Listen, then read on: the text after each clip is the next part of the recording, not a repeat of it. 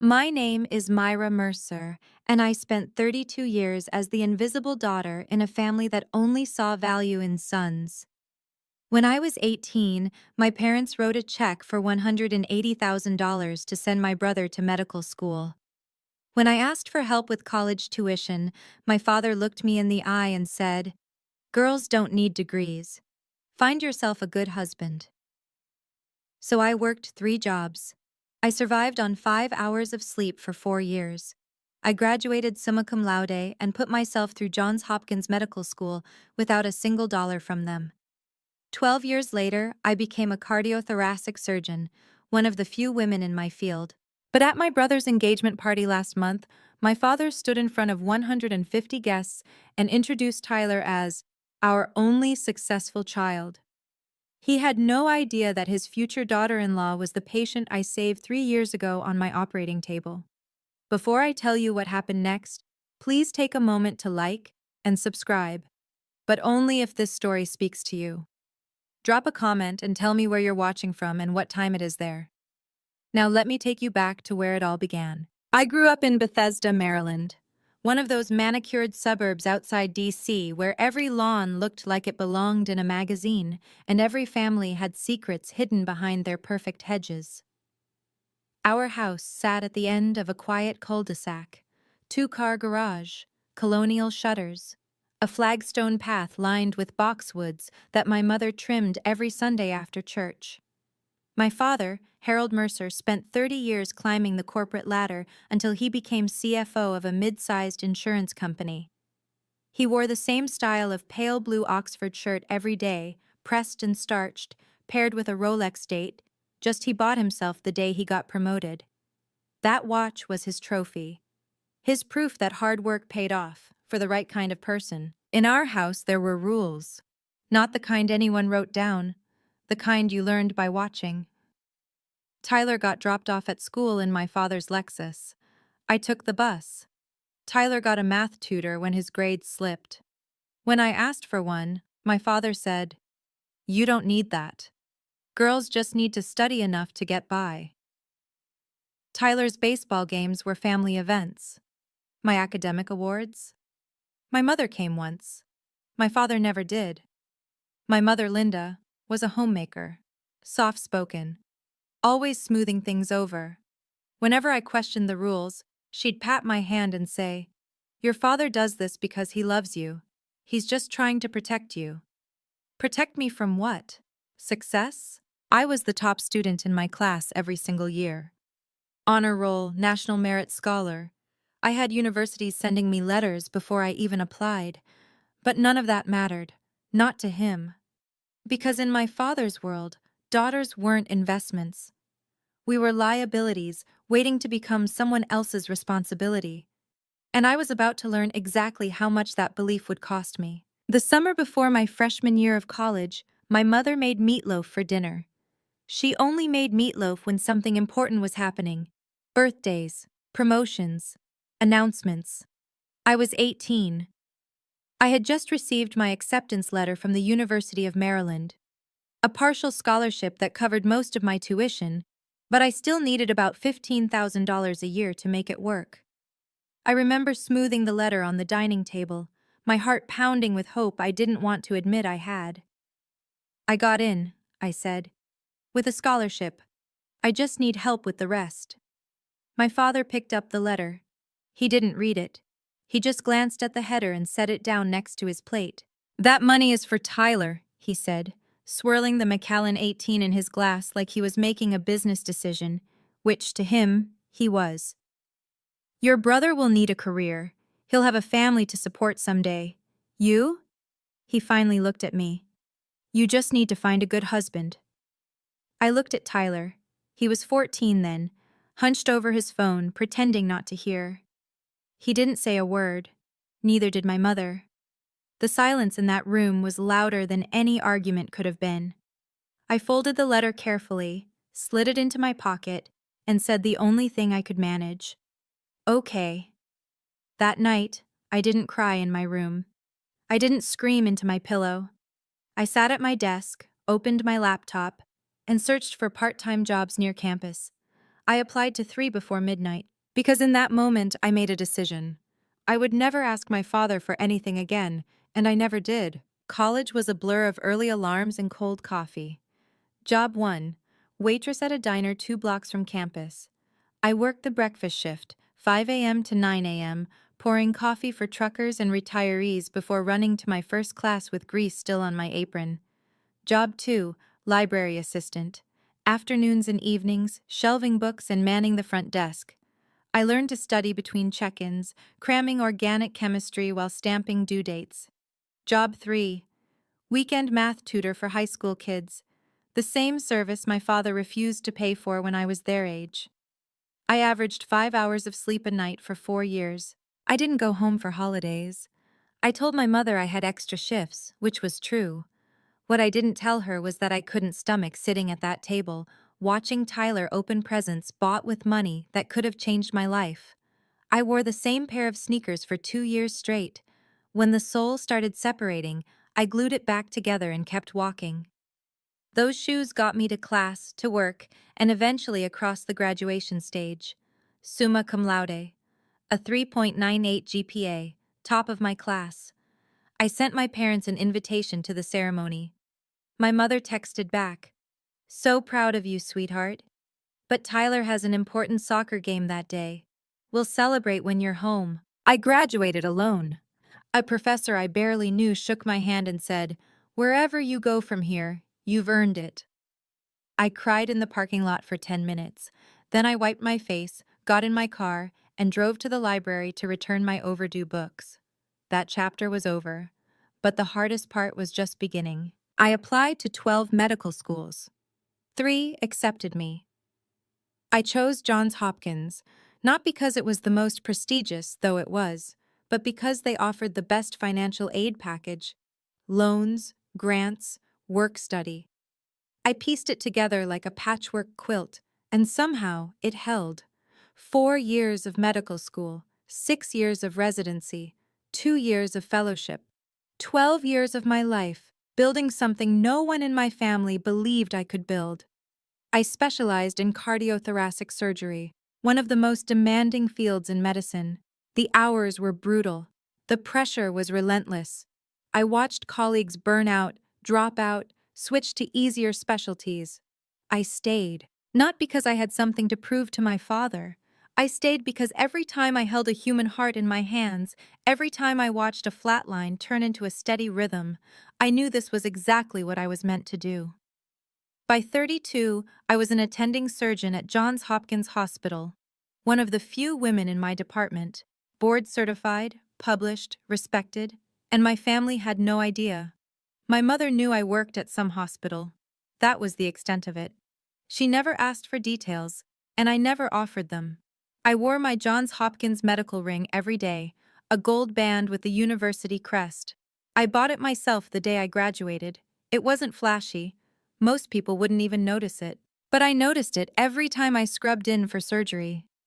Every time I needed to remember who I was and what I'd survived to get there.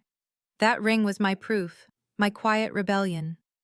Then, one evening, my mother called, and everything I'd spent 12 years avoiding came rushing back. It was 9 p.m. on a Tuesday when my phone lit up with my mother's name. She only called late when she didn't want my father to hear. "Myra, honey." Her voice was barely above a whisper. "I have news. Tyler's getting engaged." I set down my glass of wine and leaned back against my kitchen counter. "That's great, Mom. Tell him congratulations. There's going to be a party at the Bethesda Country Club.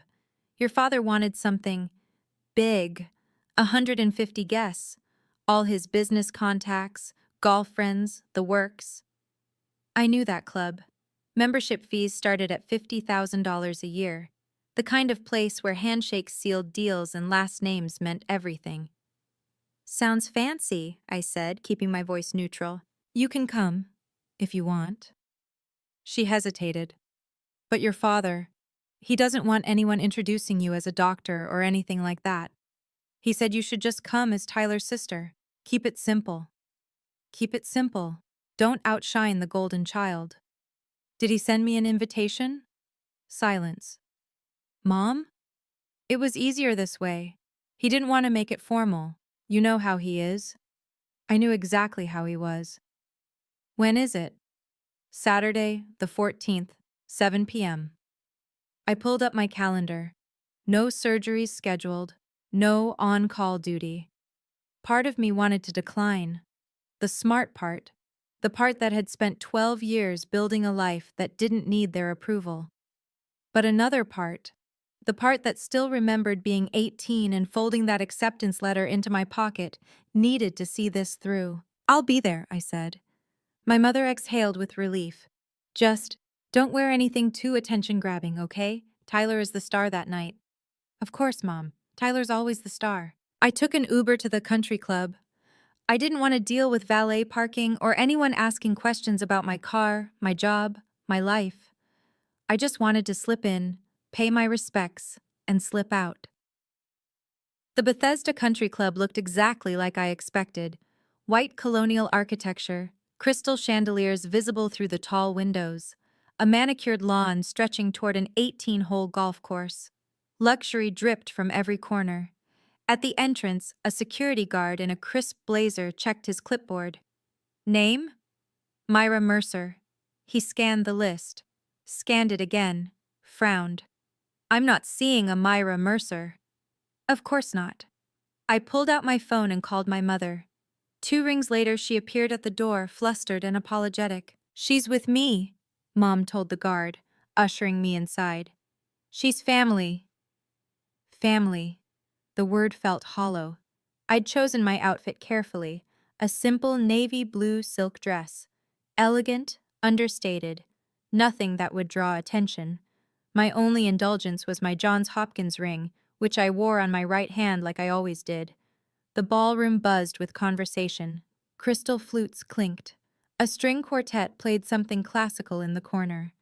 Everywhere I looked, I saw designer labels and practiced smiles. My father stood near the entrance, greeting guests with a firm handshake and a politician's grin. When he saw me, his expression flickered, just for a moment, before settling into cool neutrality. He nodded once, then turned back to the couple he was talking to. No hug, no welcome, just a nod, like I was a distant acquaintance he was obligated to acknowledge. A man beside him asked, "Harold, who's that?" My father's answer was smooth, practiced, dismissive.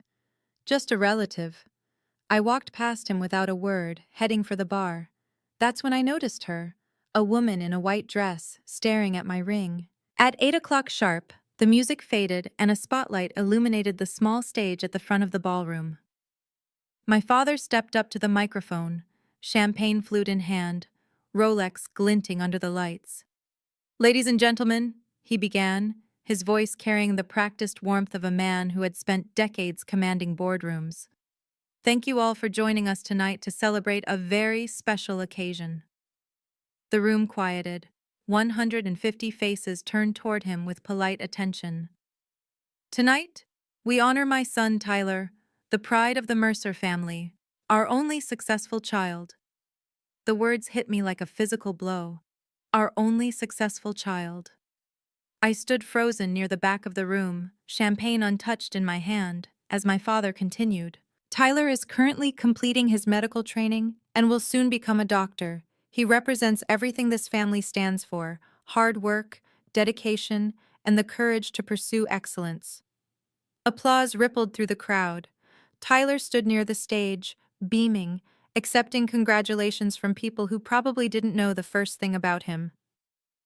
"The Mercer family has always believed in investing in the future," my father went on.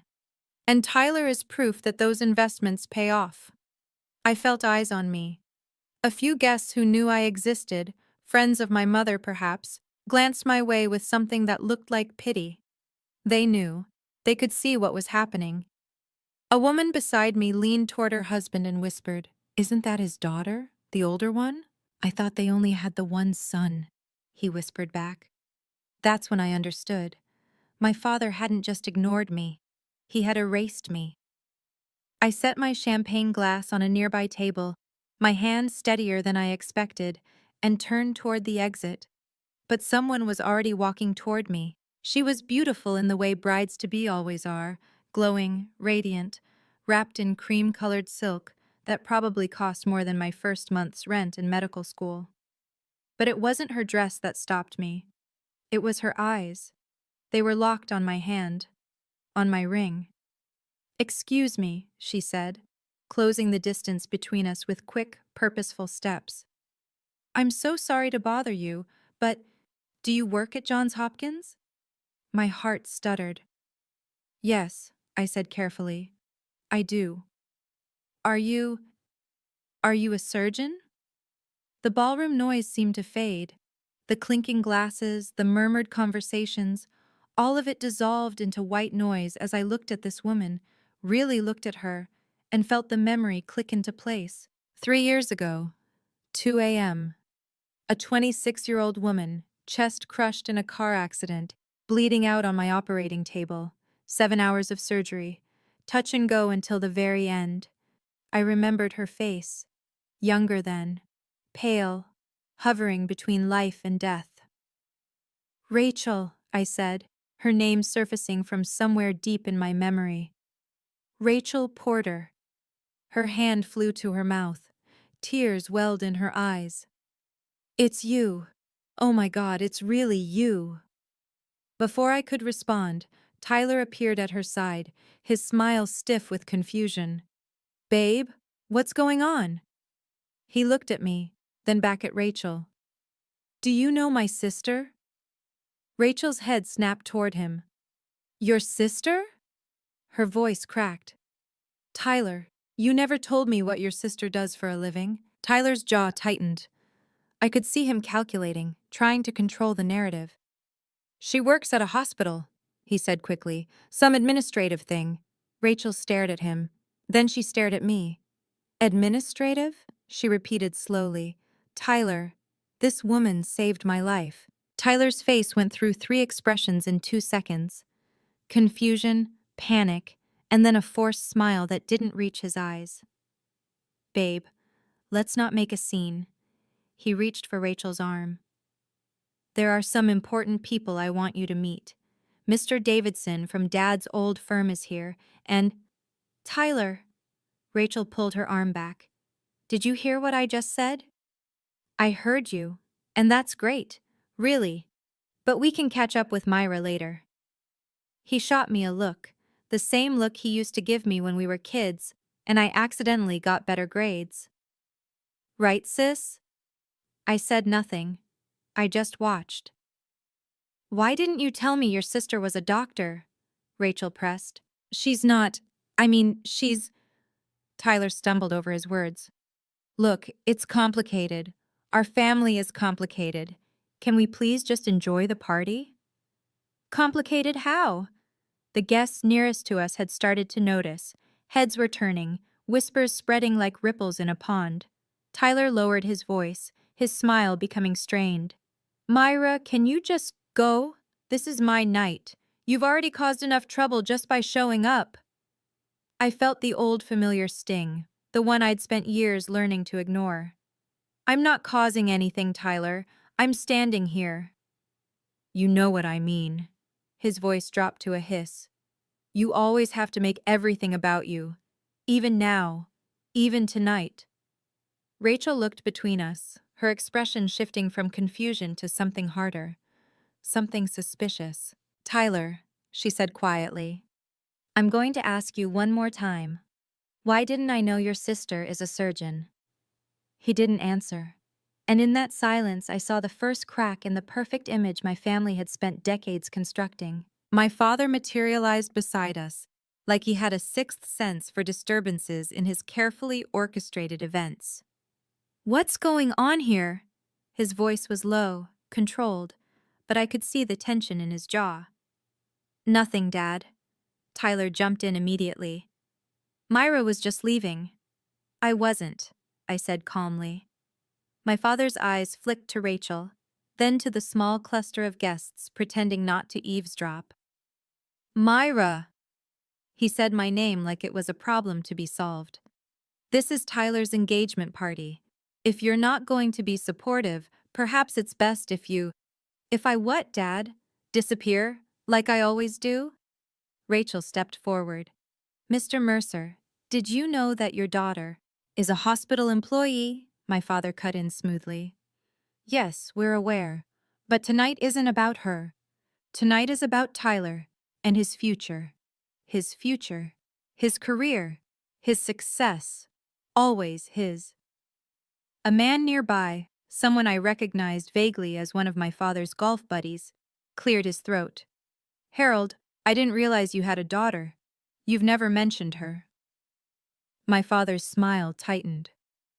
We're a private family, George. Myra chose a different path than the rest of us. She's independent. Independent. The word dripped with dismissal. Perhaps too independent, he added, lowering his voice just enough that only those closest could hear, but loud enough to make his point. Some children want to be part of the family. Others, he shrugged, others don't have anything to contribute. The air around me went cold. I had spent 12 years building a career, saving lives, earning every credential through sweat and sacrifice. And in 3 sentences, my father had reduced all of it to nothing. Rachel was staring at him like she'd never seen him before. And maybe she hadn't. Not the real him. I felt the heat crawling up my neck, the old familiar urge to shrink, to apologize, to disappear. For 18 years, I had lived under this man's roof and learned that survival meant silence. For 12 more, I had built a life where his opinion didn't matter. But standing there, in that glittering ballroom surrounded by strangers who thought my father was a great man, I realized something. I was done shrinking. I took a breath, then another. My heartbeat slowed to the steady rhythm I used before surgery. Calm, focused, precise. I'm not leaving, Dad. My father blinked. Excuse me? I came to celebrate my brother's engagement. I'm going to stay, have a glass of water, and congratulate the happy couple. I smoothed the front of my dress.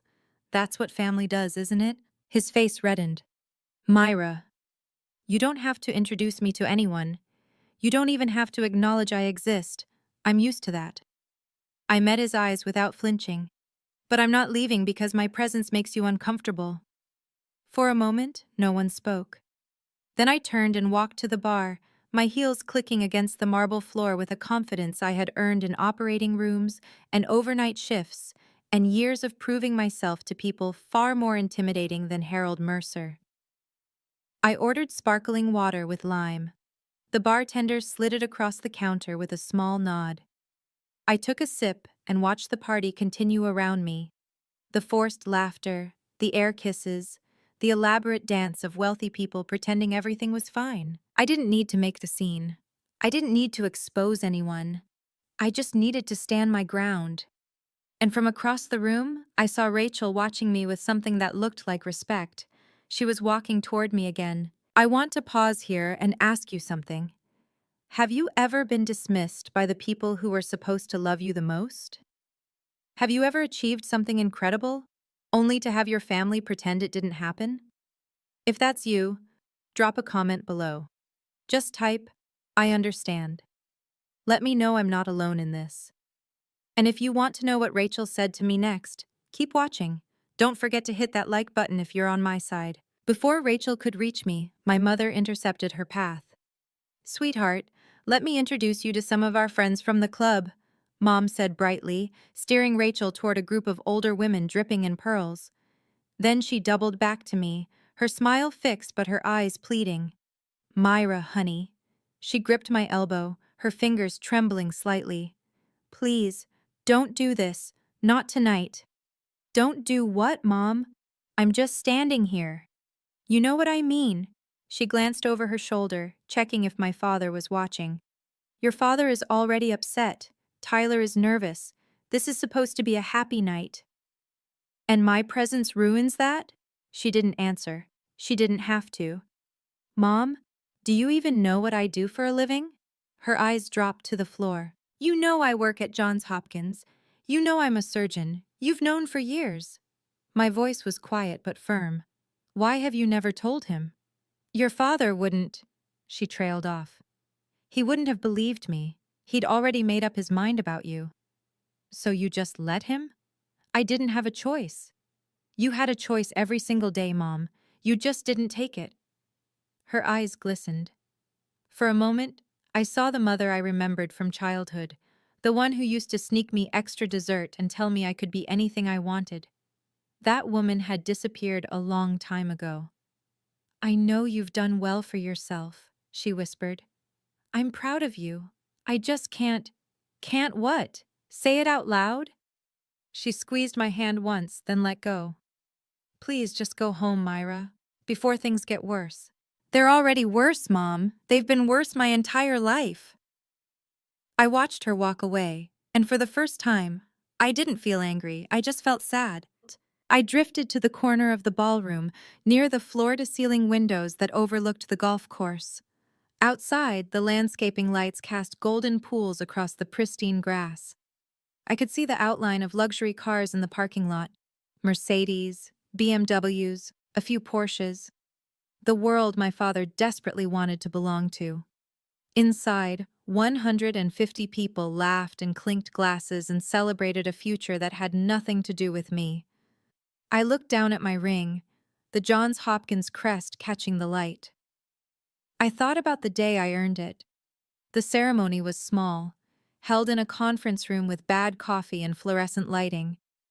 My classmates had families filling the seats, parents dabbing tears, siblings snapping photos. I sat alone in the third row. When they called my name, I walked up, shook the dean's hand, and accepted my ring with no one to witness it. Afterward, a janitor setting up chairs for the next event said, "Congratulations, Doc."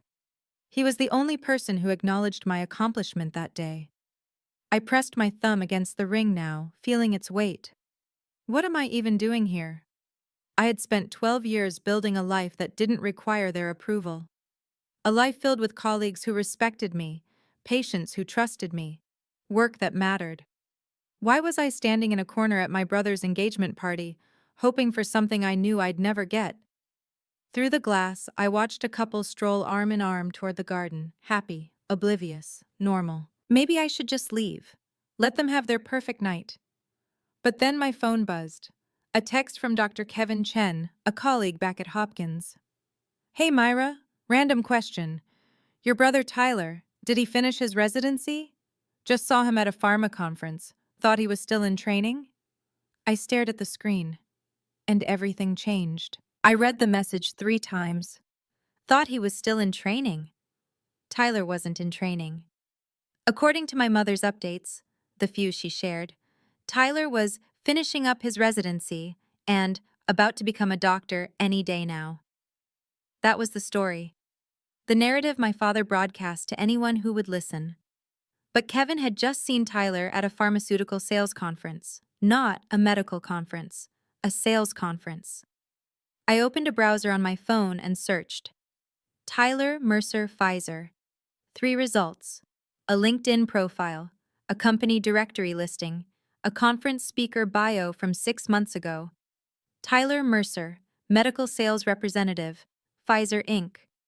No residency, no medical license, no doctor in front of his name. He had dropped out 2 years ago based on the dates. My father had spent $180,000 on Tyler's medical education, and Tyler hadn't even finished. He'd quietly pivoted to pharmaceutical sales and never told anyone. For 2 years, he had been lying to our entire family. I slipped my phone back into my clutch, my mind racing. This wasn't my weapon. I didn't come here to expose anyone. But as I watched my father work the room, shaking hands, boasting about his future doctor son, I realized something. The truth didn't need me to weaponize it. The truth had a way of surfacing on its own. I thought about every patient who had ever thanked me after surgery, every life I had helped save, every 18-hour shift, every sacrifice, every moment I had chosen this path despite having no one to support me. I didn't need to prove anything to my father, but I also didn't need to protect my brother's lies. I straightened my shoulders and looked across the room. Rachel was finally breaking free from the group of women. She was heading my way. This time, I didn't look away. I met Rachel halfway, near one of the tall cocktail tables draped in white linen. "I'm sorry about earlier," she said, slightly breathless.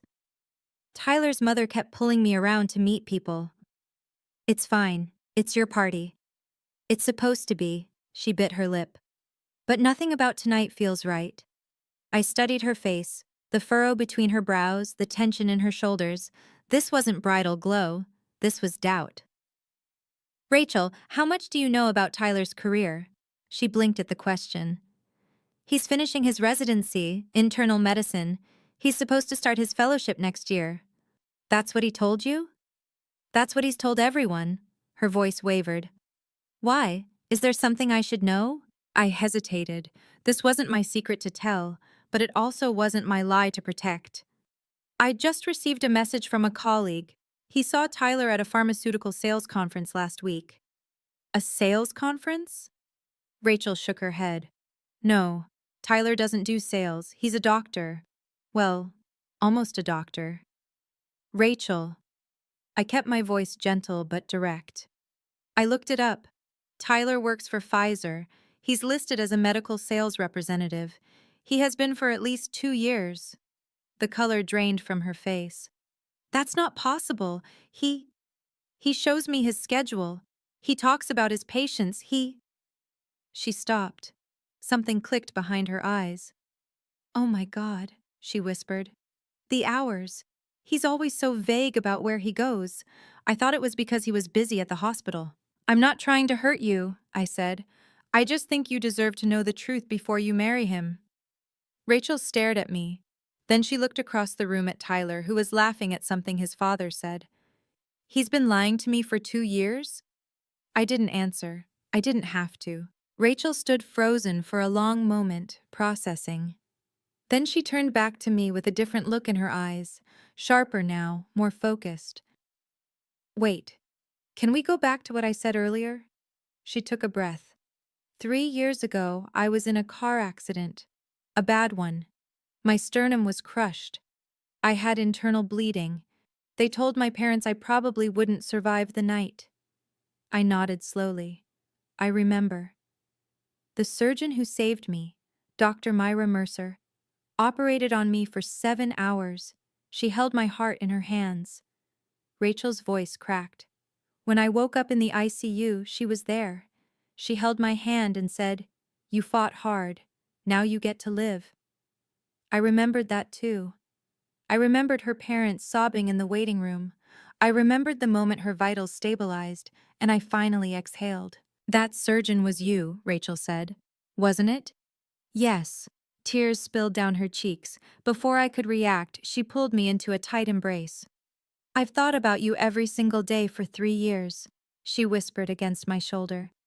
"I went back to the hospital once to find you, but they said you transferred to a different department. I never got to thank you properly." "You just did." She pulled back, wiping her eyes with the back of her hand. "This whole time you were Tyler's sister. He talked about you like you were nobody, like you didn't matter." "To him, I don't." "But you matter to me." Her voice hardened. "You saved my life. And his family treats you like you're invisible?" She looked toward the stage, where the microphone still stood from my father's earlier speech. "No," she said quietly. "That's not okay. That's not okay at all." "Rachel, you don't have to." "Yes, I do." She squeezed my hands. "The truth needs to come out. All of it." "What are you going to do?" I asked. Rachel glanced toward the stage, then back at me. "I was supposed to give a speech later. Thank Tyler's family for welcoming me. Talk about how excited I am for our future together. And now? Now I'm going to tell the truth." She straightened her shoulders. "Not to hurt Tyler. Not to embarrass your father. Just because I don't want to build a marriage on lies. Rachel, this is your engagement party. Are you sure you want to do this here, in front of everyone? Where else?" She laughed bitterly. "Tyler's been lying to me for 2 years. Your father just stood up there and called Tyler his only successful child, when you are the one who actually became a doctor, a surgeon, someone who saves lives. She shook her head. I almost died, Myra. Do you know what that does to a person? It makes you realize how short life is, how precious. I promised myself after that accident that I would never waste time on things that weren't real. Her eyes met mine. Tyler isn't real. The future we planned isn't real. But you, what you did for me, that was real. I felt something shift in my chest. Not satisfaction, not triumph. Something quieter. Relief, maybe. That someone finally saw me. I'm not going to accuse anyone of anything, Rachel said. I'm just going to tell my story and let people draw their own conclusions. And Tyler? Tyler can explain himself, if he even can. She touched my arm. Will you stay? I don't want to do this without you here. I thought about leaving, thought about protecting myself from the fallout, but I had been protecting myself for 12 years. Maybe it was time to just stand in the truth. I'll stay, I said. Rachel nodded and walked toward the stage. The MC, a friend of my father's who had been managing the evening's program, tapped the microphone. Ladies and gentlemen, if I could have your attention, please. Our beautiful bride-to-be, Rachel Porter, would like to say a few words. Polite applause rippled through the room. Rachel climbed the 3 steps to the small stage, her cream silk dress catching the light. She looked every bit the perfect fiancée, poised, beautiful, gracious. But I could see her hands trembling slightly as she adjusted the microphone. 150 guests turned their attention to her. My father stood near the front, beaming with proprietary pride. Tyler positioned himself at the base of the stage, ready to gaze adoringly at his bride. Thank you all for being here tonight, Rachel began, her voice clear and steady. I'm so grateful to celebrate with Tyler's family and friends. My father nodded approvingly. Before I talk about Tyler, Rachel continued, I want to share something personal, something that shaped who I am today. A murmur of interest passed through the crowd. This wasn't the standard thank you speech they were expecting. 3 years ago, I was in a car accident. A semi-truck ran a red light and hit my driver's side door at 50 miles an hour. Gasps. Sympathetic murmurs. I was rushed to Johns Hopkins with a crushed sternum and massive internal bleeding. The doctors told my parents I had a 20% chance of surviving the night. Rachel paused, letting the weight of her words settle over the room. But I did survive. Because of one person, one extraordinary surgeon who operated on me for 7 hours and refused to give up. I felt the eyes beginning to shift. People were looking around, wondering where this was going. Rachel looked directly at me. That surgeon is in this room tonight. The ballroom went silent. Her name, Rachel said, her voice unwavering, is Dr. Myra Mercer. She's a cardiothoracic surgeon at Johns Hopkins Hospital, one of the best in the country. She pointed toward me, and 150 heads swiveled in my direction. She's also Tyler's sister. The silence exploded into whispers. I stood frozen in my corner, heart pounding, as Rachel continued. I didn't know this until tonight. Tyler never mentioned that his sister was a doctor. In fact, his family introduced her to me as someone who works in hospital administration. Rachel's voice sharpened. But that's not true. Dr. Mercer isn't an administrator. She's a surgeon, a brilliant one, the woman who gave me a second chance at life. My father's face had gone pale. Tyler looked like he wanted the floor to swallow him whole. What's even more confusing, Rachel went on, is that just a few minutes ago, Mr. Mercer stood on this very stage and introduced Tyler as the only successful child in the family. She let that sink in. I'd like someone to explain to me how that makes sense. How does a family ignore the daughter who became a surgeon while celebrating the son who... She stopped herself, took a breath. I'm sorry. I didn't come up here to attack anyone. I came up here because the truth matters to me.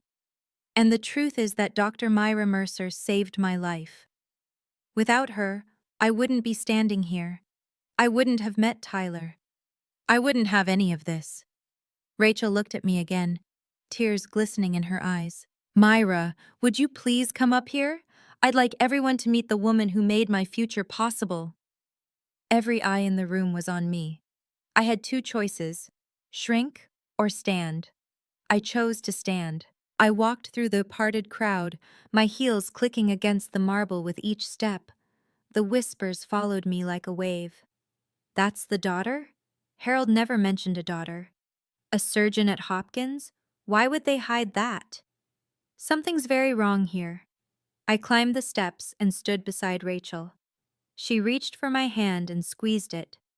From the crowd, a man's voice called out, Dr. Howard Brennan, a cardiologist who was apparently among my father's golf circle.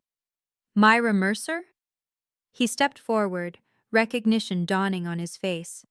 I attended your presentation at the American Heart Association conference last spring.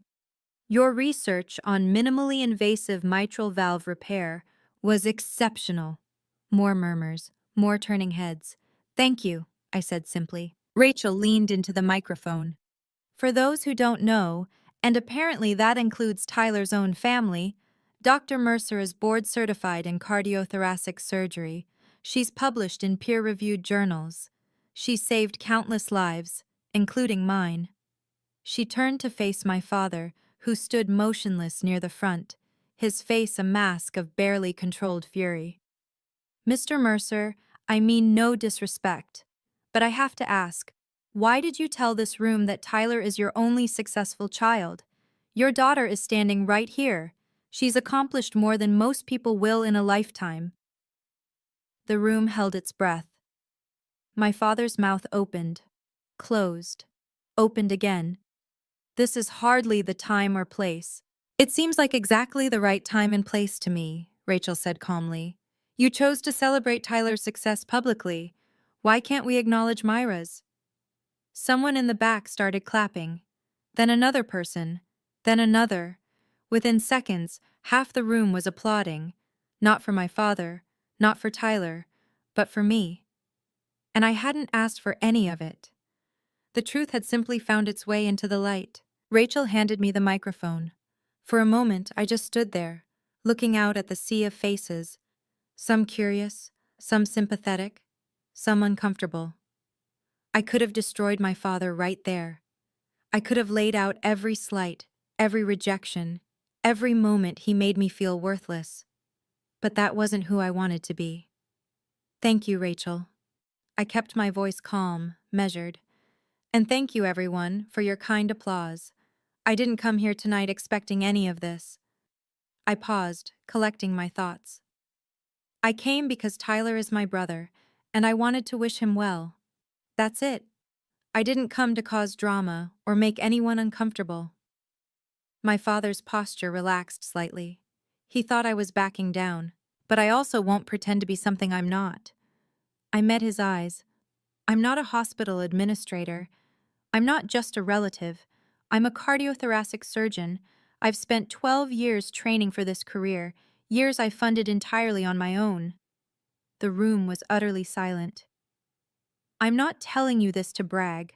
I'm telling you this because the truth matters. Rachel's right about that. I turned to look at her. 3 years ago, she came into my operating room more dead than alive. I spent 7 hours fighting to keep her heart beating. When she woke up, I promised her that her fight was worth it. Rachel wiped tears from her cheeks. I don't need anyone's validation, I continued, turning back to the crowd. I stopped needing that a long time ago, but I also won't stand quietly while the people who should have supported me pretend I don't exist. I set the microphone back on the stand.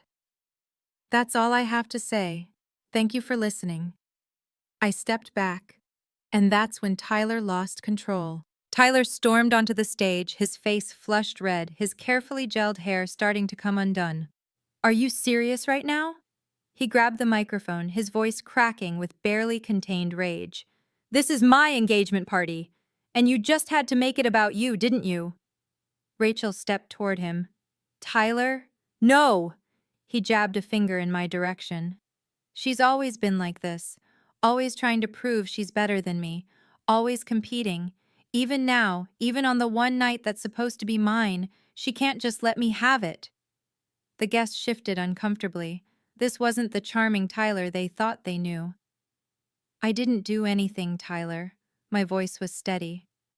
Rachel asked me a question and I answered honestly. Honestly? He laughed bitterly. You want to talk about honesty? Fine. Let's talk about how you abandoned this family, how you never come home, how you act like you're so much better than all of us. Tyler. My voice cut through his tirade like a scalpel. When were you going to tell everyone you dropped out of your residency 2 years ago?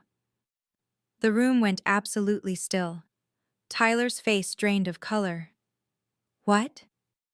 You're not becoming a doctor, Tyler. You're a pharmaceutical sales rep. You have been for 2 years. I paused. Dad's $180,000 and you couldn't even finish. For a long moment, no one moved. Then Rachel stepped forward and slowly, deliberately, pulled the engagement ring from her finger. I asked you one thing, Tyler. One thing when we started dating. I said, please never lie to me. She placed the ring in his trembling hand. You've been lying to me since the day we met. She walked off the stage without looking back. Tyler stood alone under the spotlight, holding a ring no one wanted anymore. Can I be honest with you for a second? That moment, watching Tyler stand there with that ring, I didn't feel victorious. I felt tired. 12 years of silence, and this was how it ended. Let me know in the comments. Do you think Tyler deserved this, or do you feel sorry for him? And if you're still here, if you want to know what happened with my father, keep watching. This is the part I waited 12 years for. My father finally moved. He climbed the stage steps slowly like a man walking toward his own sentencing. His Rolex caught the light as he reached for his son's shoulder. Tyler, we'll discuss this at home. His voice was low, controlled, but I could see the vein pulsing in his temple. Everyone, please, let's not let this small misunderstanding ruin the evening. Misunderstanding? Dr. Brennan stepped forward from the crowd. Harold, your daughter is one of the most respected cardiothoracic surgeons on the East Coast. I've read her research. I've watched her present at national conferences. And you've been telling everyone she's an administrator? More voices joined in. The carefully cultivated facade was crumbling. My father turned to me, his face a complicated mix of anger and something I'd never seen before. Fear. Myra, this isn't the place. You made it the place, Dad. When you stood up there and called Tyler your only successful child in front of everyone I grew up around. Tyler needed... He stumbled over his words. You don't understand the pressure he's been under. Pressure? I almost laughed. You paid for his entire education. You supported every decision he ever made. And when he failed, you covered for him. I stepped closer. I worked 3 jobs to put myself through school. I slept 5 hours a night for 4 years. I earned everything I have with absolutely no help from you. That was your choice. No, that was your choice. You decided I didn't deserve support because I was born a girl. I kept my voice level. I'm not asking for an apology. I stopped waiting for that years ago. He stared at me, speechless for perhaps the first time in his life. But I won't let you erase me anymore. Not in front of these people. Not ever again. Rachel stood at the bottom of the stage steps, arms crossed, waiting. Tyler descended slowly, still clutching the engagement ring like it might save him. Rachel, please, let me explain. Explain what? Her voice was calm, but I recognized that calm. It was the same calm I used when a surgery was going wrong, the moment right before decisive action. I was going to tell you. When? On our wedding night? After we bought a house? She shook her head. You told me you were a doctor, Tyler. You showed me your schedule. You complained about difficult patients. All of it was lies? Not lies, just I was protecting you. Protecting me from what? The truth? Rachel laughed, but there was no humor in it. I told you about the worst moment of my life. I told you about my accident, my surgery, my recovery. I was completely honest with you about everything. Tyler said nothing.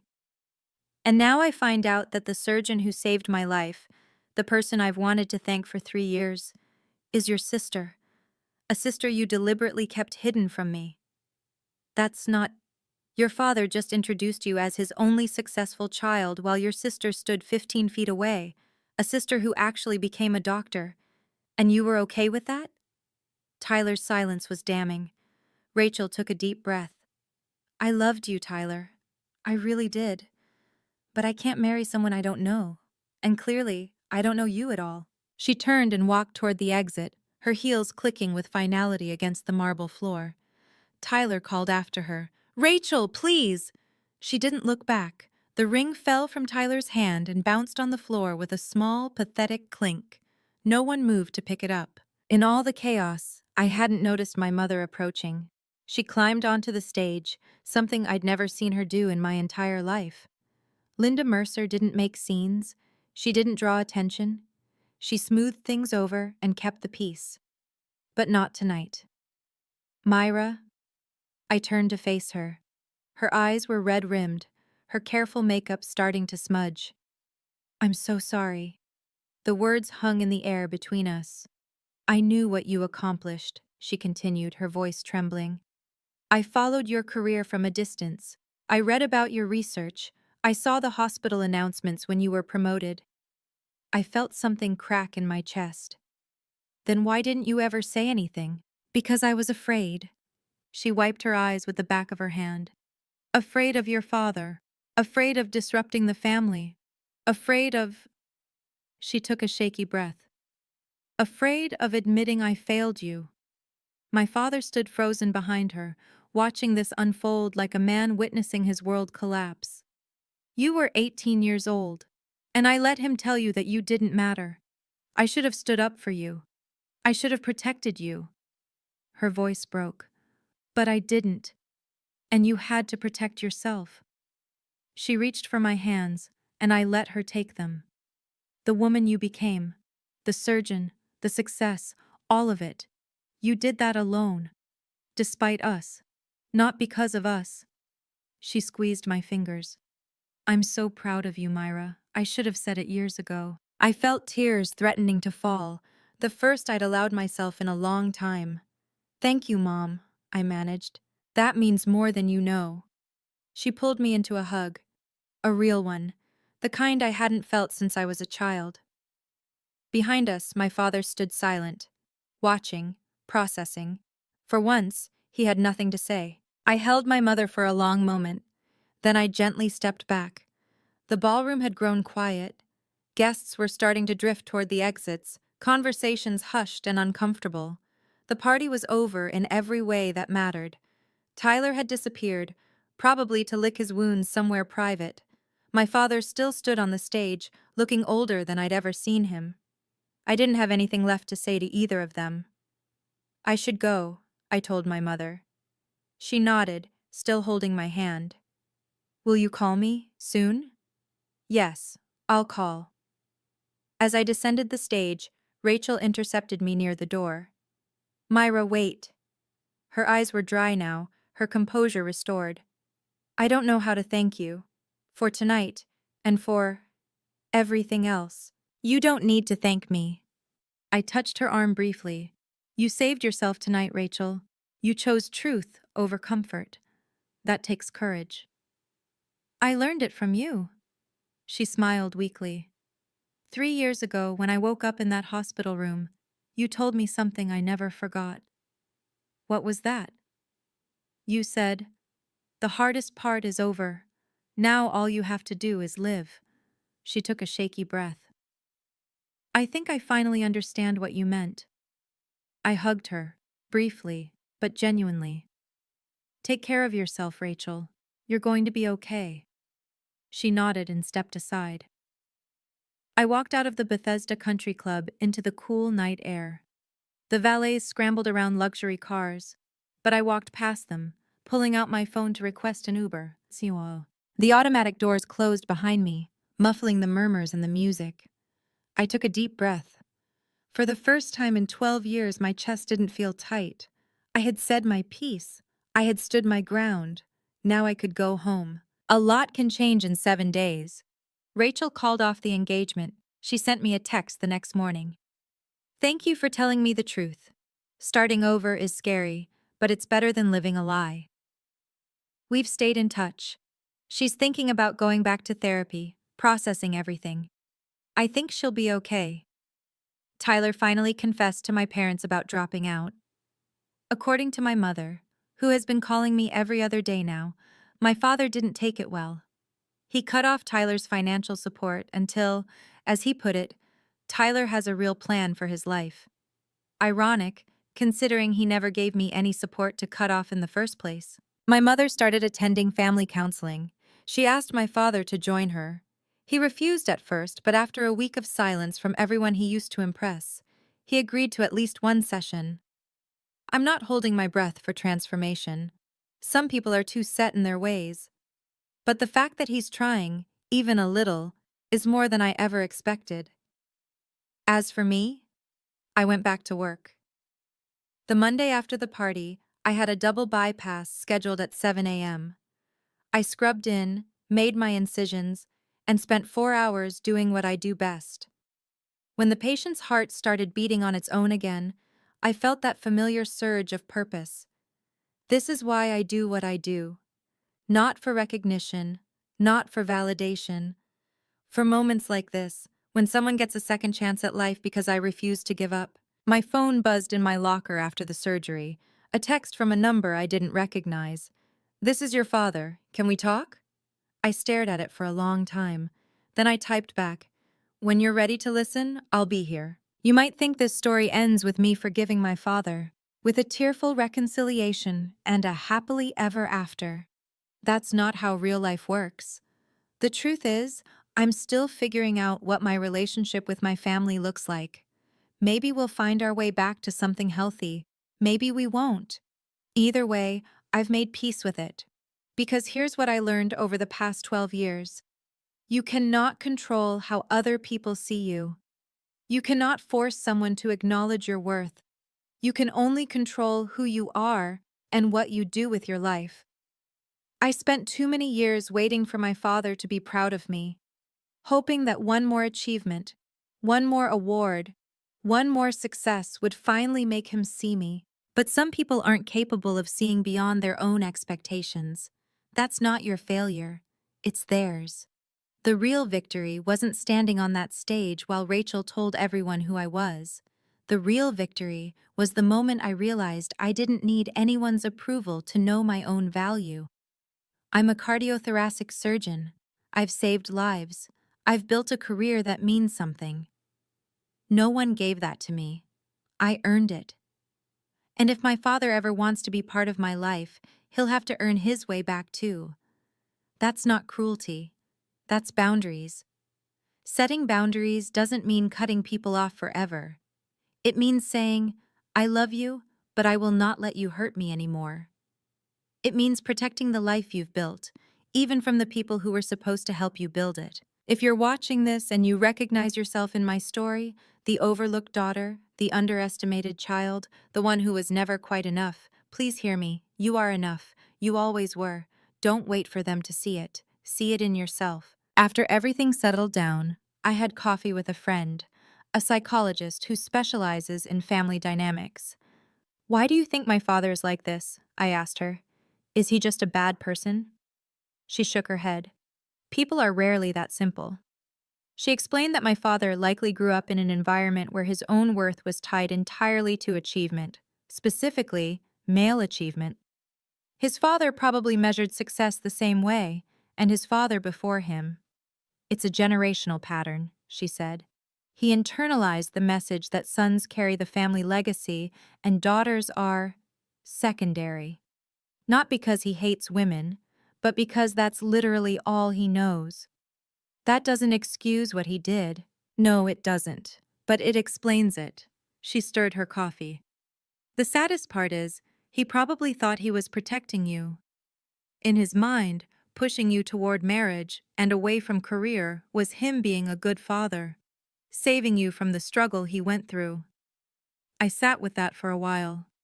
It didn't make me less angry, but it helped me understand that my father's failure wasn't personal.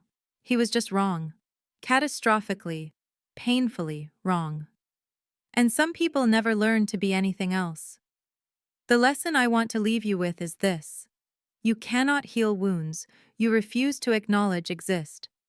Whether it's a parent who dismissed you, a sibling who competed with you, or a system that underestimated you, the path forward starts with honesty. Be honest about what happened, be honest about how it affected you, and be honest about what you're willing to accept going forward. That's the story. Thank you for staying with me through all of it.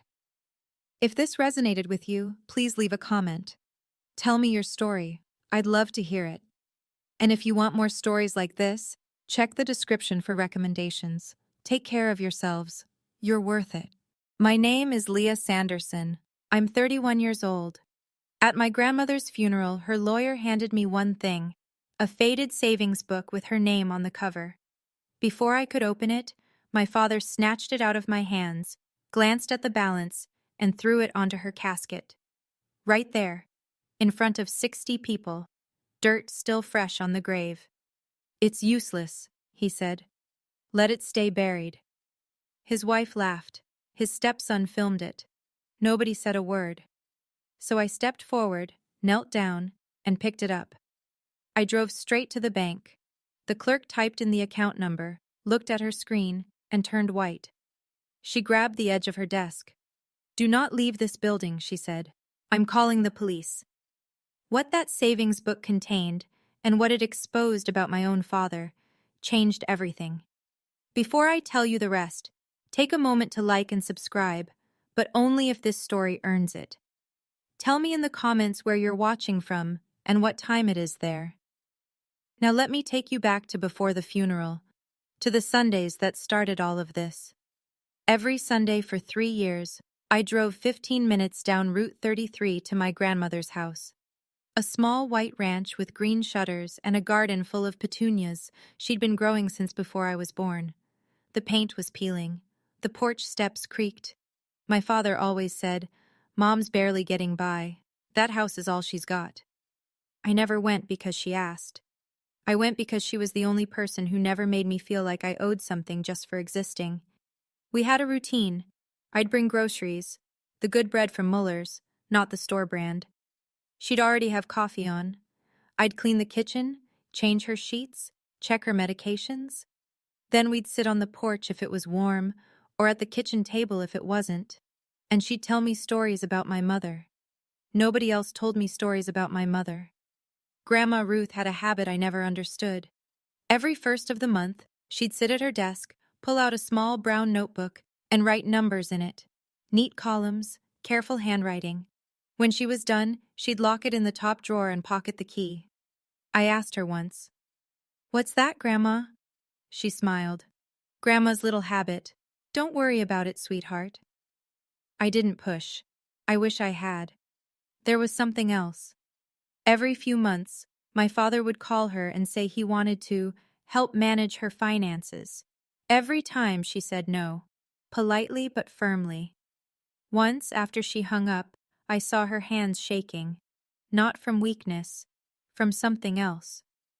"He means well," she said, but she didn't look at me when she said it. I believed her then.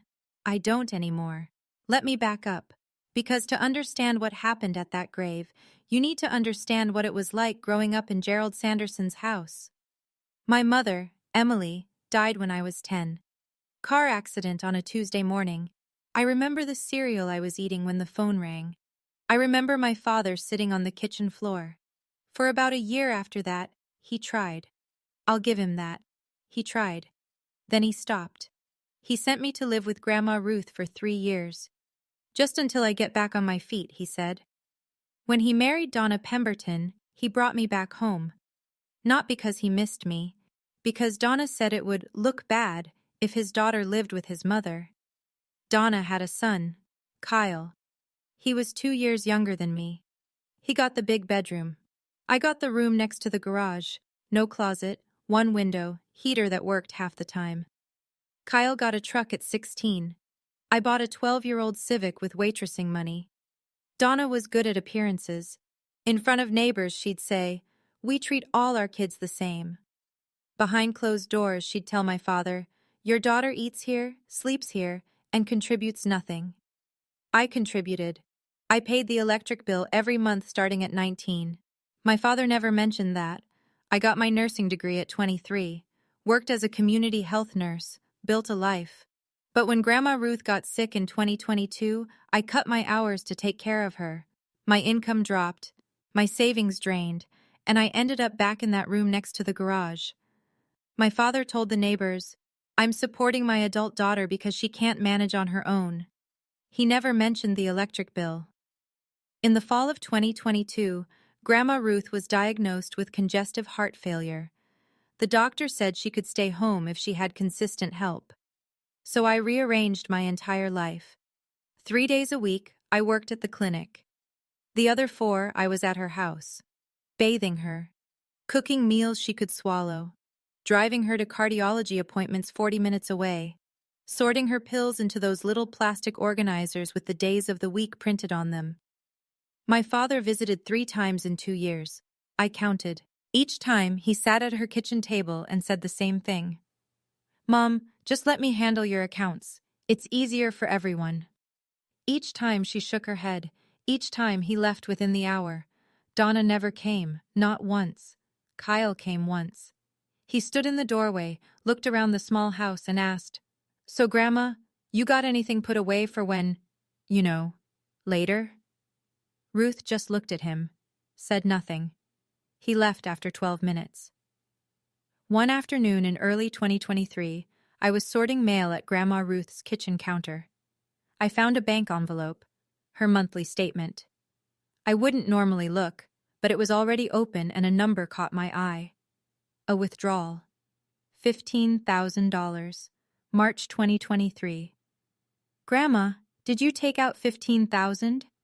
She didn't look up from her crossword. "Grandma made a mistake. Don't worry about it." I let it go. I shouldn't have. That same week, I passed her bedroom door and heard her on the phone. Low voice. Careful. "Make sure it's airtight, Warren. He'll try." She hung up before I could ask.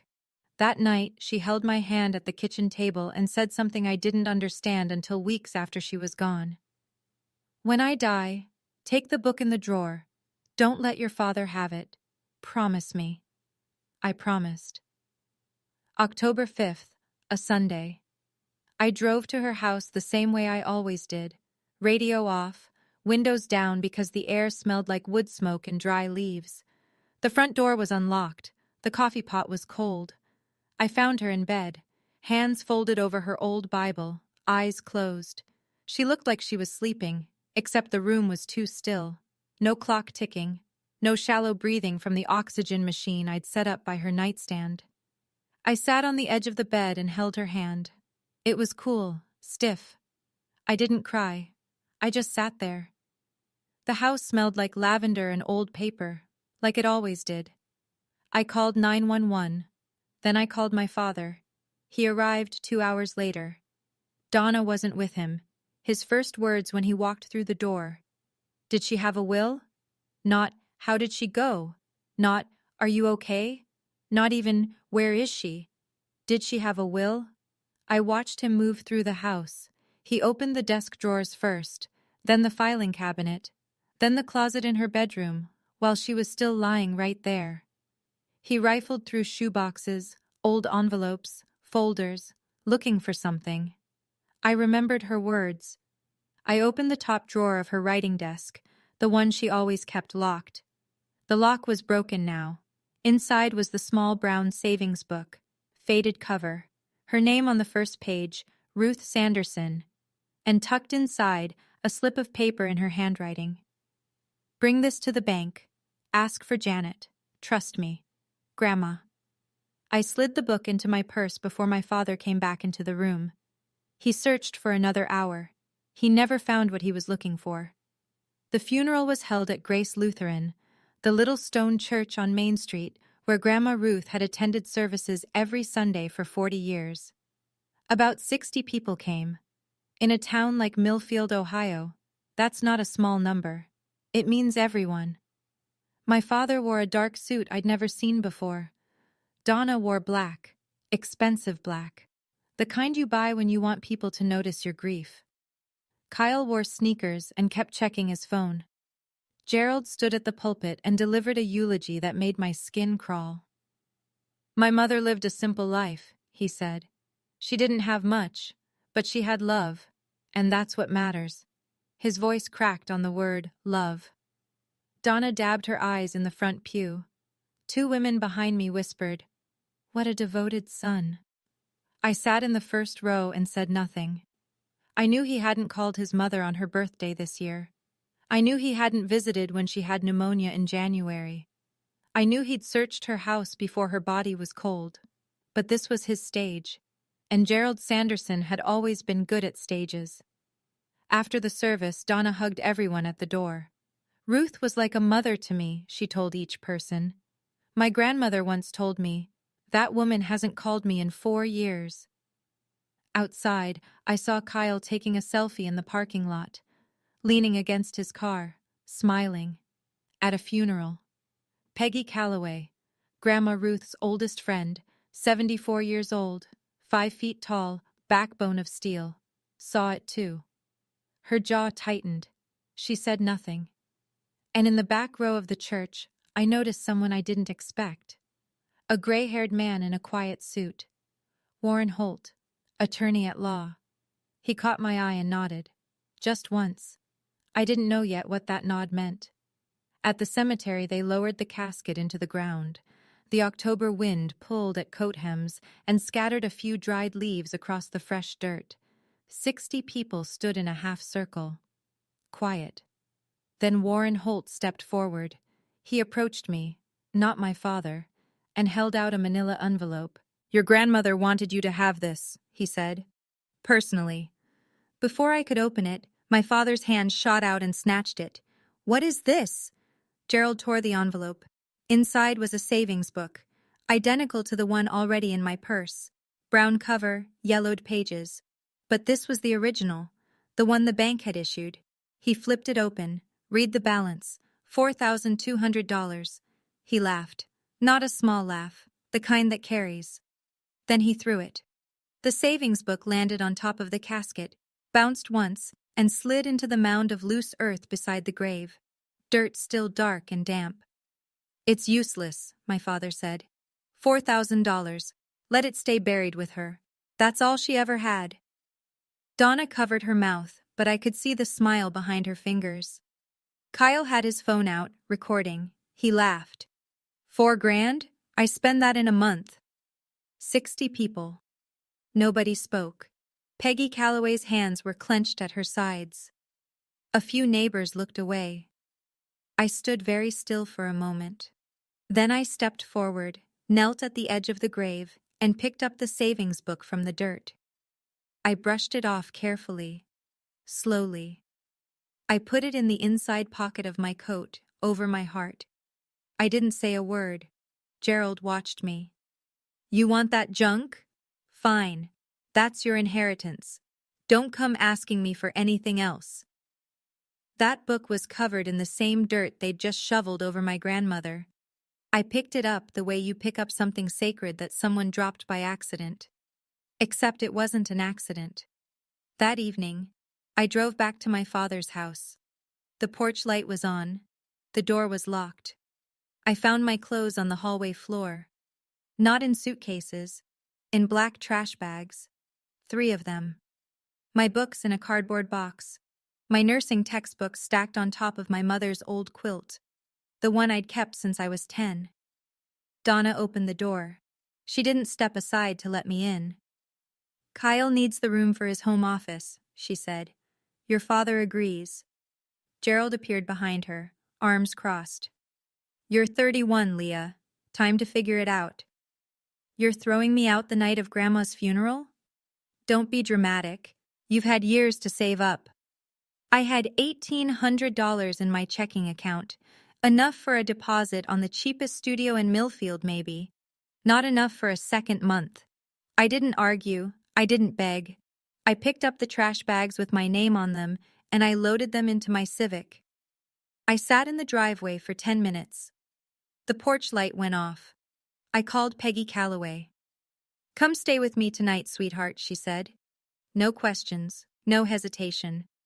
Ruth would have wanted that. At Peggy's kitchen table, at 11 o'clock at night, I opened the savings book. The one from the grave, dirt still in the spine. $4,200. And tucked between the last page and the back cover, the same slip of paper. Identical handwriting. "Go to the bank, ask for Janet. The book opens the door. Grandma." The book opens the door. What door? I didn't sleep that night. But by morning, I had a plan. One stop. The Millfield branch of First Commonwealth Bank. Whatever door Grandma Ruth left for me, I was going to walk through it. The next morning, I walked into First Commonwealth Bank at 9:05. I was still wearing yesterday's black dress under my coat. I hadn't brushed my hair. My eyes were swollen. The lobby was small. 3 teller windows. A potted fern that had seen better days. 2 customers ahead of me. I waited. When I reached the counter, I said, "I'd like to speak with Janet, please." The young teller blinked. "Janet Rios? She's our senior account officer. Do you have an appointment?" "No, but my grandmother told me to ask for her." Something in my voice, or maybe something in my face, made the teller pick up the phone. Janet Rios came out 2 minutes later, mid-40s, reading glasses on a chain, firm handshake. She led me to a glass-walled office at the back. I placed the savings book on her desk. She opened it, typed the account number into her computer, paused, typed it again. She looked at the screen, then at me, then at the screen. "Excuse me for a moment," she said. She stood up, stepped out, and closed the door behind her. Through the glass, I watched her make a phone call. Her expression changed. She pressed her hand flat against the wall. Then she came back. "Miss Sanderson, this savings account is linked to a trust, an irrevocable trust. You are listed as the sole beneficiary." I stared at her. "A trust? My grandmother set up a trust?" "I need to call our compliance department." She paused. Her voice dropped. "And I need to contact the police. Please, don't leave." "The police? Why?" "There are unauthorized transactions on a linked account. Someone accessed funds using a power of attorney that our records show was revoked over 2 years ago." The room tilted. I gripped the armrest. "How much is in the trust?" Janet looked at me like she was deciding whether I could handle the answer. Janet turned the monitor so I could see it. She pointed at a number near the top of the screen. $2,317,000. I read it 3 times. I read it a 4th time because my hands were shaking and I thought I was miscounting zeros. 2 million, my voice broke. $2,317,000, Janet said quietly. Held in an irrevocable trust established in 2017, administered by this bank as corporate trustee. The sole named beneficiary is Leah Marie Sanderson. She began explaining. The trust was funded over decades. Your grandmother worked as a bookkeeper at Colton Manufacturing for 31 years. She contributed to a pension. She received life insurance proceeds from your grandfather's passing in 2005, approximately $350,000. In 2010, she sold 80 acres of family farmland west of town. Midwest agricultural land had appreciated significantly. The sale netted roughly $1.2 million. The rest was accumulated interest and dividends carefully managed. She lived in an 800-square-foot house, I said. Yes, Janet said. By choice. My grandmother grew up during rationing. She wore the same 3 cardigans in rotation. She clipped coupons. She grew tomatoes and canned them every August. Not because she had to, because she remembered what it was like to have nothing, and she never wanted to feel that way again. My father told everyone she was poor. He believed it. He never bothered to look deeper. The trust is irrevocable, Janet continued. It cannot be contested or modified. Your grandmother designed it with her attorney to be, her words, unbreakable. I stared at that number until my vision blurred. Not because of the money, because she planned this. She knew he'd throw the book away, and she bet everything on the chance that I'd pick it up. Grandma Ruth had always been the quietest person in the room. Turns out, she was also the smartest. The police arrived at the bank within the hour.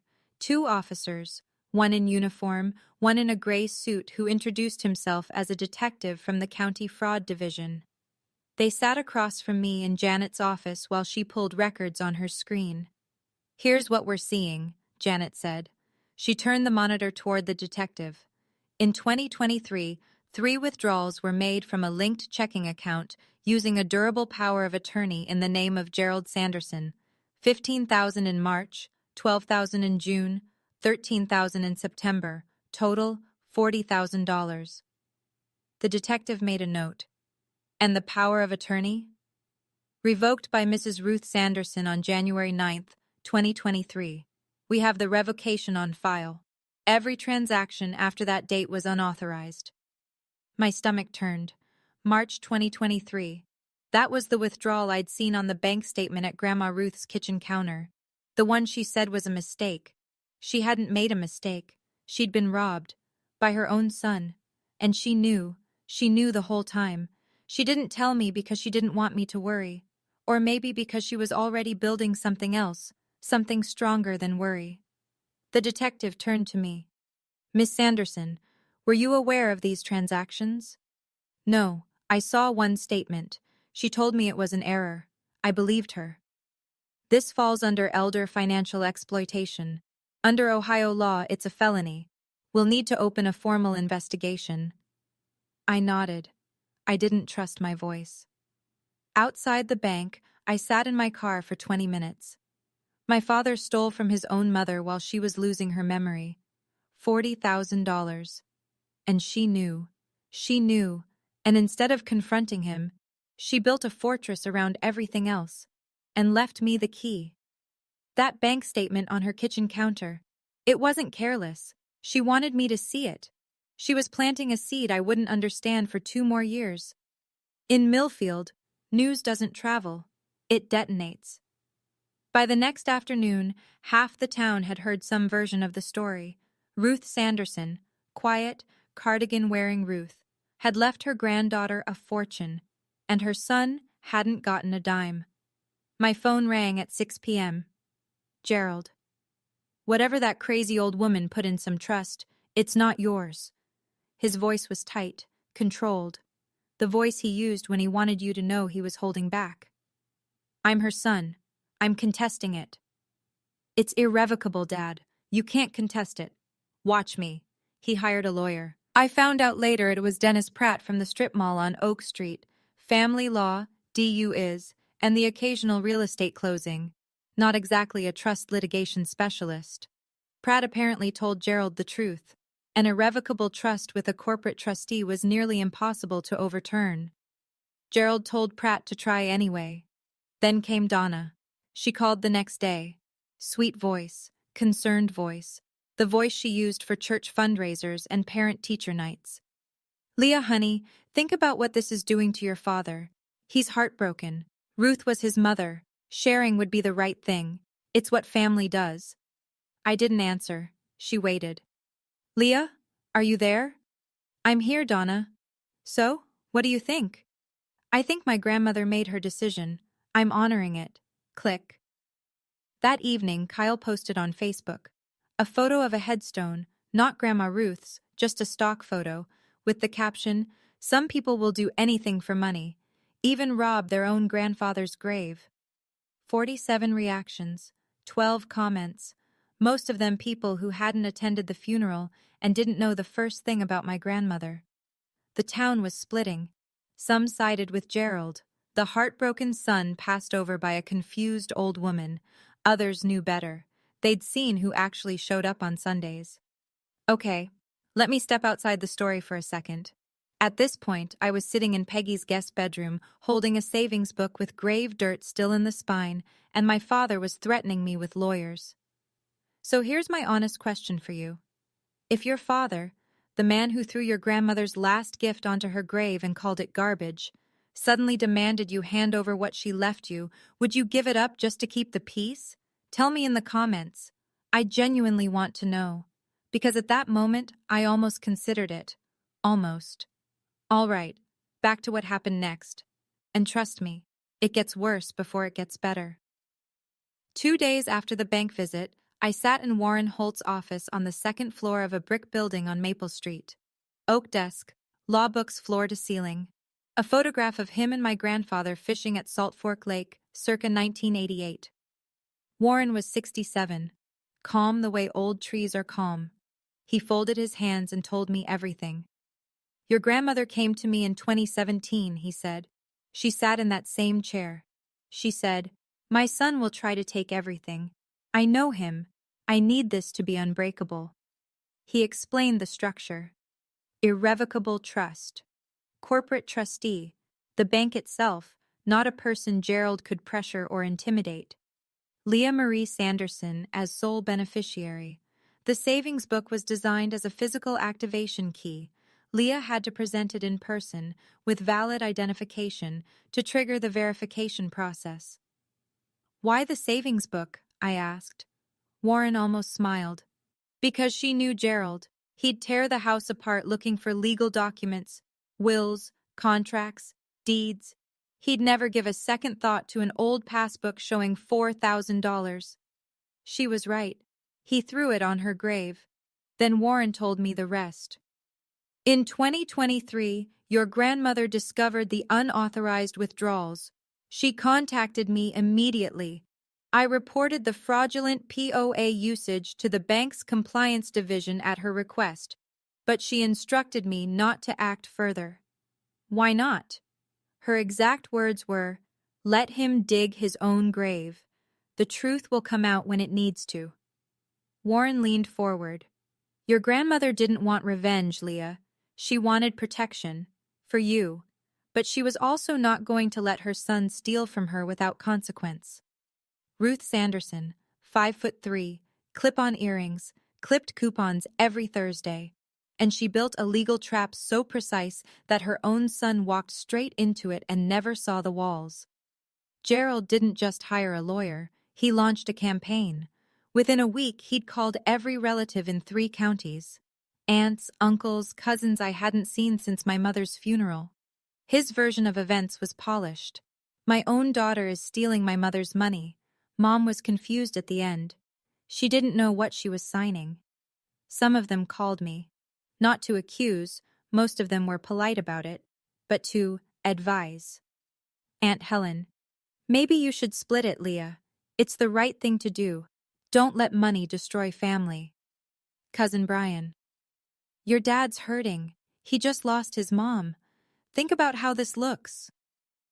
The calls came every day, 1 or 2 in the morning, 1 or 2 at night. A slow, steady drip of guilt dressed up as concern. Then Donna escalated. She organized what she called a family meeting at Gerald's house. Invited 10 relatives. I was not invited. I heard about it from Aunt Carol, my father's younger sister, the only one who seemed unsure about whose side to take. At the meeting, Gerald reportedly cried. My mother skipped her own son, he told the room. What did I do wrong? Donna proposed a solution. 50-50 split. Gerald gets half. Leah keeps half. Fair is fair, she said. Several heads nodded. The meeting was about to end when a car pulled into the driveway. A small blue sedan. Peggy Calloway got out, walked to the front door, stood on the porch, and spoke loud enough for everyone inside to hear. 6 words. Then she turned around and drove away. The room went quiet. Gerald's face changed color. And for the first time since the funeral, nobody called me that night. Peggy said 6 words, and I didn't find out what they were until the next morning. Peggy told me over breakfast. Toast and black coffee. Her kitchen smelled like butter and wood smoke. I said, I know why Ruth did this. That's it? That's it. Then your father tried to explain. He said, because she was losing her mind. So I gave him one more sentence. Peggy sipped her coffee. I said, her mind was sharper than yours ever was, Gerald. She kept records. Of everything. Records of everything.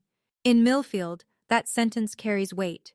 Because in a town this small, everyone has something they don't want on record.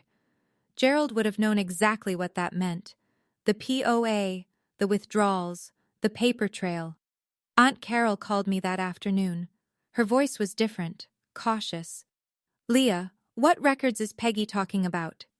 You'd have to ask Peggy. Gerald says she's just a crazy old woman trying to stir things up. Peggy's 74. She ran the county library for 30 years. She's not crazy. A pause.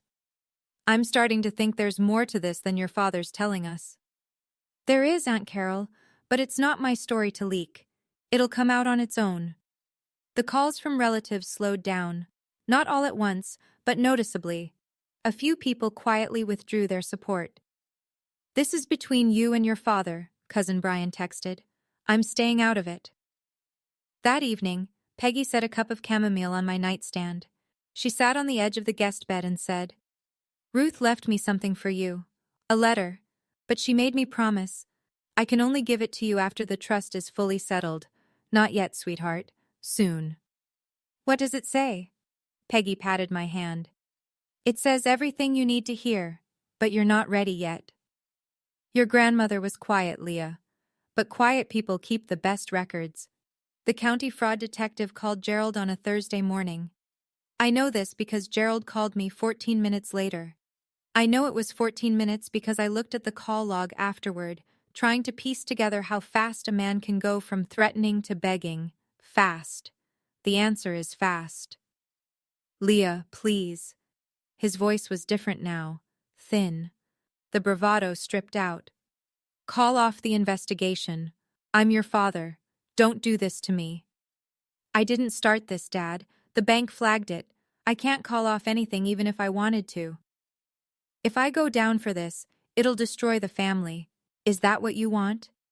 I closed my eyes. You destroyed it a long time ago. You just didn't notice. Silence. Then the line went dead. Donna called 20 minutes later. No more sweet voice. No more church fundraiser warmth. The mask was off. Listen to me carefully, Leah. If you don't drop this, we will make sure everyone in Millfield knows you manipulated a sick old woman to steal from your own father. Go ahead, Donna. The truth is on my side. Truth. She almost spat the word. You think truth matters in a town like this? People believe what they want to believe. Then I guess we'll find out. She hung up. That same week, Gerald filed a petition to contest the trust. Grounds: undue influence.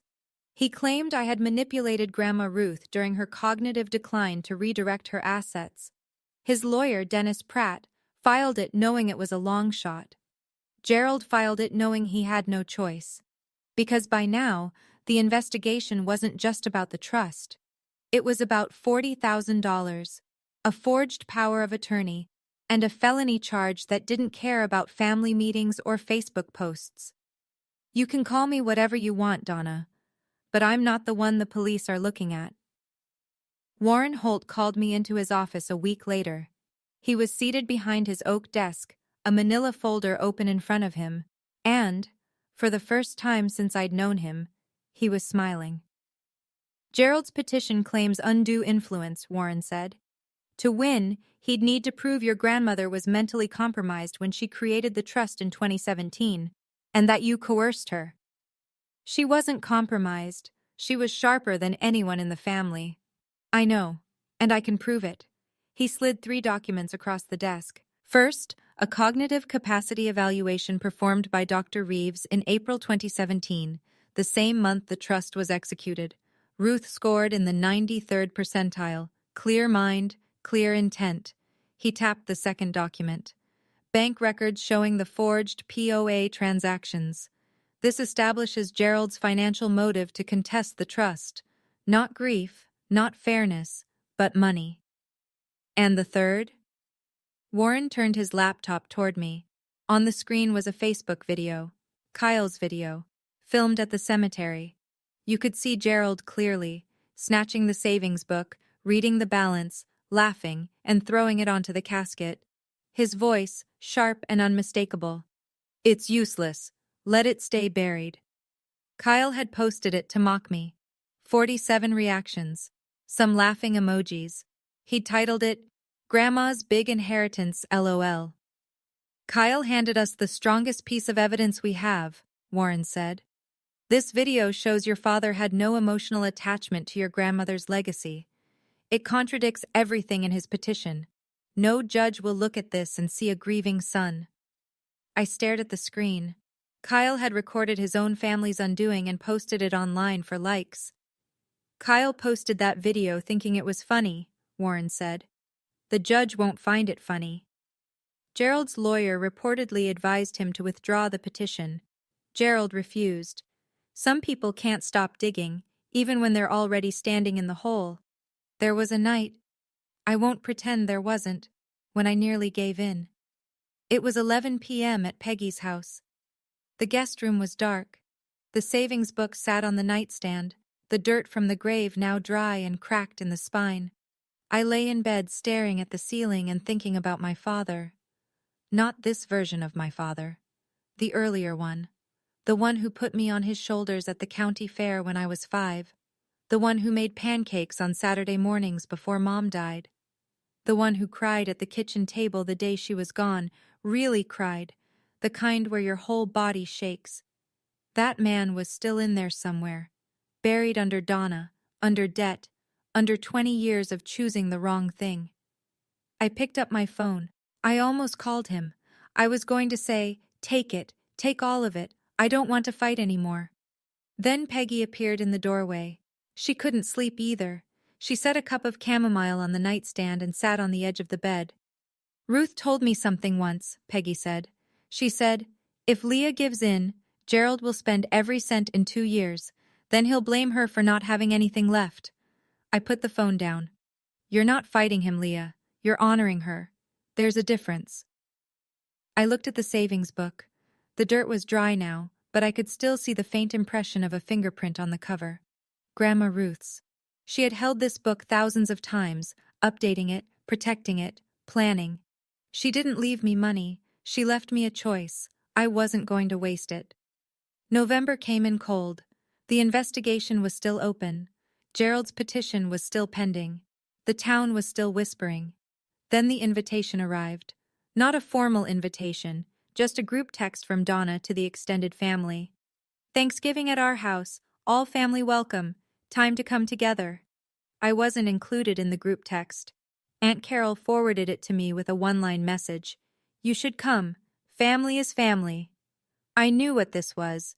Gerald and Donna wanted a stage, a room full of relatives, a Thanksgiving table, and an audience for their version of reconciliation, which meant pressure Leah to share the money in front of everyone.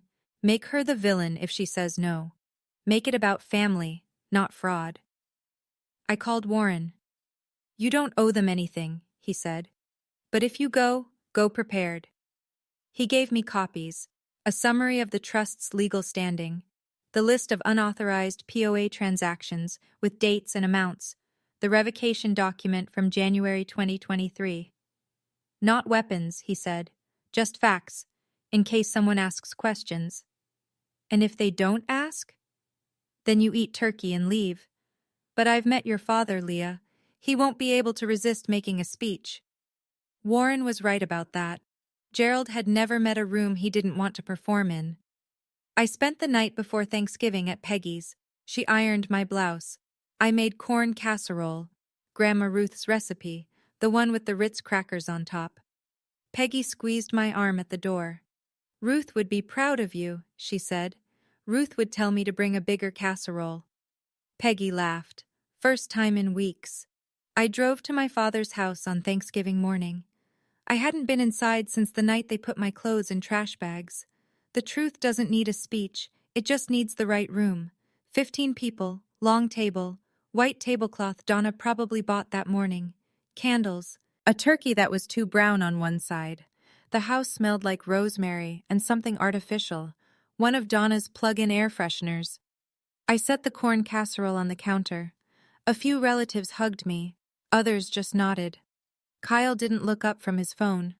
Gerald shook my hand like I was a business associate, not his daughter. Donna seated me at the far end of the table, next to the wall. I didn't protest. We made it through the salad. Then Gerald stood up. He tapped his water glass with a butter knife. The room quieted. "Before we eat," he said, "I want to say a few words." He thanked everyone for coming. He talked about family. He talked about gratitude. Standard Thanksgiving material. Then the turn. "As many of you know, there's been some confusion about my mother's estate." He paused, looked down at his plate, looked up. "I want to be clear. My mother was a simple woman. She lived simply. And if she made certain decisions near the end of her life, it was because she was influenced by someone she trusted too much." He looked directly at me. 15 heads turned. Donna jumped in. "We just want what's fair. Ruth would have wanted her son to be taken care of. Leah knows that." Kyle, mouthful of bread. "Yeah, Leah. Just do the right thing." 15 people, candles flickering. The room waiting for me to fold. I set down my fork. I placed my napkin beside my plate. I stood up. Gerald's eyes narrowed. Donna's hand moved to his arm. Kyle finally put down his phone. I'd spent 31 years being the quiet one at the end of the table. Tonight, I had something to say. My voice was steady. I made sure of that. "You want to talk about what Grandma Ruth wanted?" "Okay, let's talk." The room held its breath. "Dad, you visited her 3 times in 2 years. I was there every Sunday. I changed her sheets. I drove her to every cardiology appointment. I held her hand when she couldn't sleep." Gerald opened his mouth. I didn't stop. "You told everyone she was poor. She wasn't poor. She chose to live simply. There's a difference." I reached into the folder I'd brought in with the casserole dish. I placed a single sheet of paper on the table, slid it toward the center so everyone could see. In 2023, someone used a forged power of attorney to withdraw $40,000 from Grandma Ruth's bank account, $15,000 in March, $12,000 in June, $13,000 in September. Silence. The candle nearest to me flickered. "The police are investigating. The name on that power of attorney is Gerald Sanderson." A fork hit a plate somewhere down the table. Aunt Carol pressed her hand over her mouth. Donna went white. Gerald's chair scraped back. That's a lie. She gave me permission. She revoked the power of attorney on January 9th, 2023. Every withdrawal after that is fraud." I kept my voice level. "Elder financial abuse. Under Ohio law, that's a felony, Dad." Nobody moved. Nobody reached for the mashed potatoes or refilled a glass. The turkey sat in the center of the table, untouched, going cold. Gerald looked at the faces around him, his brother-in-law, his cousins, his sister, every one of them staring back with the same expression, the slow, terrible dawn of understanding. "I didn't come here to fight. I came here because you invited me to a family table, so here's the family truth." Donna shot to her feet. "This is ridiculous. Leah is twisting everything. Gerald loved his mother." The room didn't move. Aunt Carol, Gerald's younger sister, the one who'd forwarded me the invitation, spoke for the first time. Quiet, careful. "Gerald, is it true? Did you forge that power of attorney?" Gerald stared at the table. His jaw worked. No words came. That silence was louder than anything he'd ever said from a pulpit. Donna tried again. She turned on me, finger raised. "You ungrateful little—" "I wouldn't finish that sentence, Donna." The voice came from behind me. Peggy Calloway stepped through the kitchen doorway. She'd been there since before the meal started. I'd asked her to come. She'd insisted on waiting in the kitchen. "Just in case," she'd said. Just in case was now. Peggy held a small cassette recorder, old-fashioned, the kind with a mini tape. "Ruth kept every letter, every voicemail, including the one where you told Gerald to, and I'm quoting, clean out the old woman's account before she changes her mind." Donna's face collapsed. I didn't." January 15th, 2023. Gerald's voicemail box. Ruth heard it when she was visiting his house. She called me that night. She played it for me over the phone, and she recorded it. The room exhaled. Uncle Jim leaned back in his chair and covered his eyes. Cousin Brian pushed his plate away. Carol turned to Kyle. "And wasn't that your video? The one from the funeral? Gerald throwing the savings book on the casket? You posted it online." Kyle stood up. "I was just joking around." "A judge won't think so," Carol said. Kyle looked at his phone. His thumbs moved fast, deleting. But screenshots live forever in a small town. The candles were still burning. The turkey was ice cold. Nobody was eating. I looked around the table, 15 faces, some stunned, some ashamed. A few looking at Gerald the way you look at someone you thought you knew. I took a breath, kept my voice even. "I'm not here to humiliate anyone. The facts are on the table, literally." I picked up the sheet of paper and folded it. Put it back in my folder. "Dad, I don't want your apology. I don't need it. What I need is for you to understand. I'm not giving up what Grandma Ruth left me. Not half. Not $1. Because she didn't leave it to me as a gift. She left it to me as a boundary." Gerald's eyes were wet. Whether from shame or self-pity, I couldn't tell. Maybe both. "She knew you wouldn't take care of her. She knew Donna would push you to take everything. She knew Kyle would laugh." I paused. "And she still loved you, Dad. She just didn't trust you." I picked up my coat from the back of the chair. "And I don't either, not anymore." Gerald reached across the table. "Leah, I won't be coming back to this house. You have my number if you ever want to have an honest conversation. But I won't hold my breath." I looked at the room one last time. At the white tablecloth. At the casserole I'd made with my grandmother's recipe. At Donna, sitting rigid, staring at nothing. At Kyle, phone in his lap, face flushed. "Happy Thanksgiving, everyone!" I walked out. Peggy followed. Behind me, I heard nothing.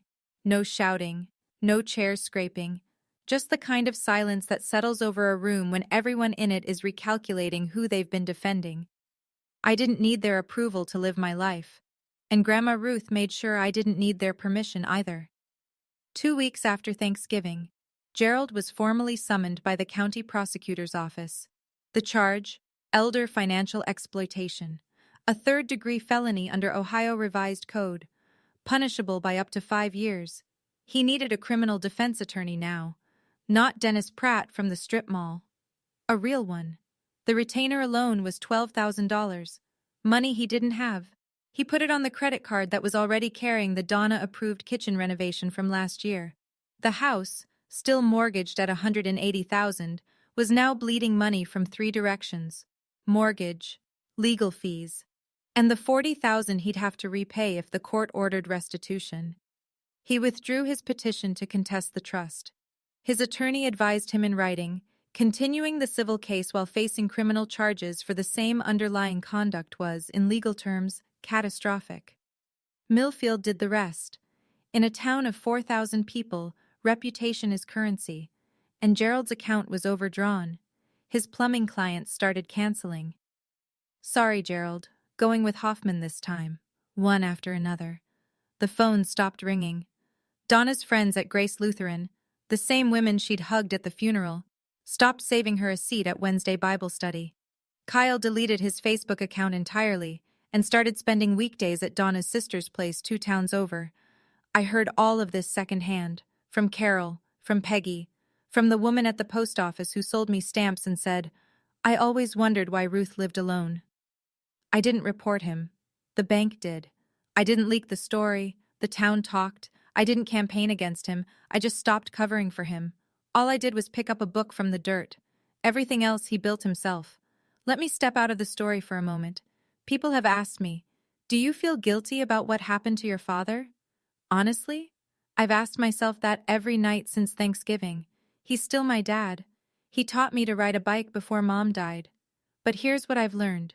Loving someone doesn't mean letting them steal from the people you love most. So I want to ask you, has anyone in your life ever used the word family to pressure you into giving up something you deserved? Tell me in the comments. Your stories matter to me. Now, let me tell you about the letter. The trust was officially confirmed in the first week of December. Warren Holt called me to sign the final distribution paperwork. When I left his office, I drove to Peggy's house.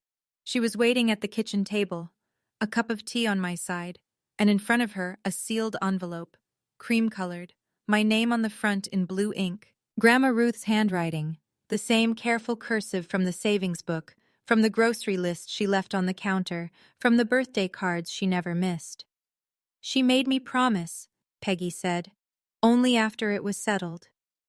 I opened it with shaking hands. 3 pages, yellow legal paper, blue pen. Dear Leah, if you're reading this, then I'm gone and you did what I asked. You kept the book.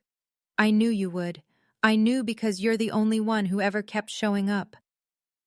I had to stop. My vision blurred. I kept reading. I'm sorry I couldn't give this to you while I was alive. If Gerald knew, he would have found a way to take it. He's my son and I love him, but I see who he is. I've seen it for a long time. This money isn't a reward, sweetheart. It's a head start. Use it to build the life you deserve. The one your mother would have given you if she'd had more time. The one your mother would have given you. Don't hate your father. He's lost. But don't sacrifice yourself for his mistakes either. You are allowed to choose yourself.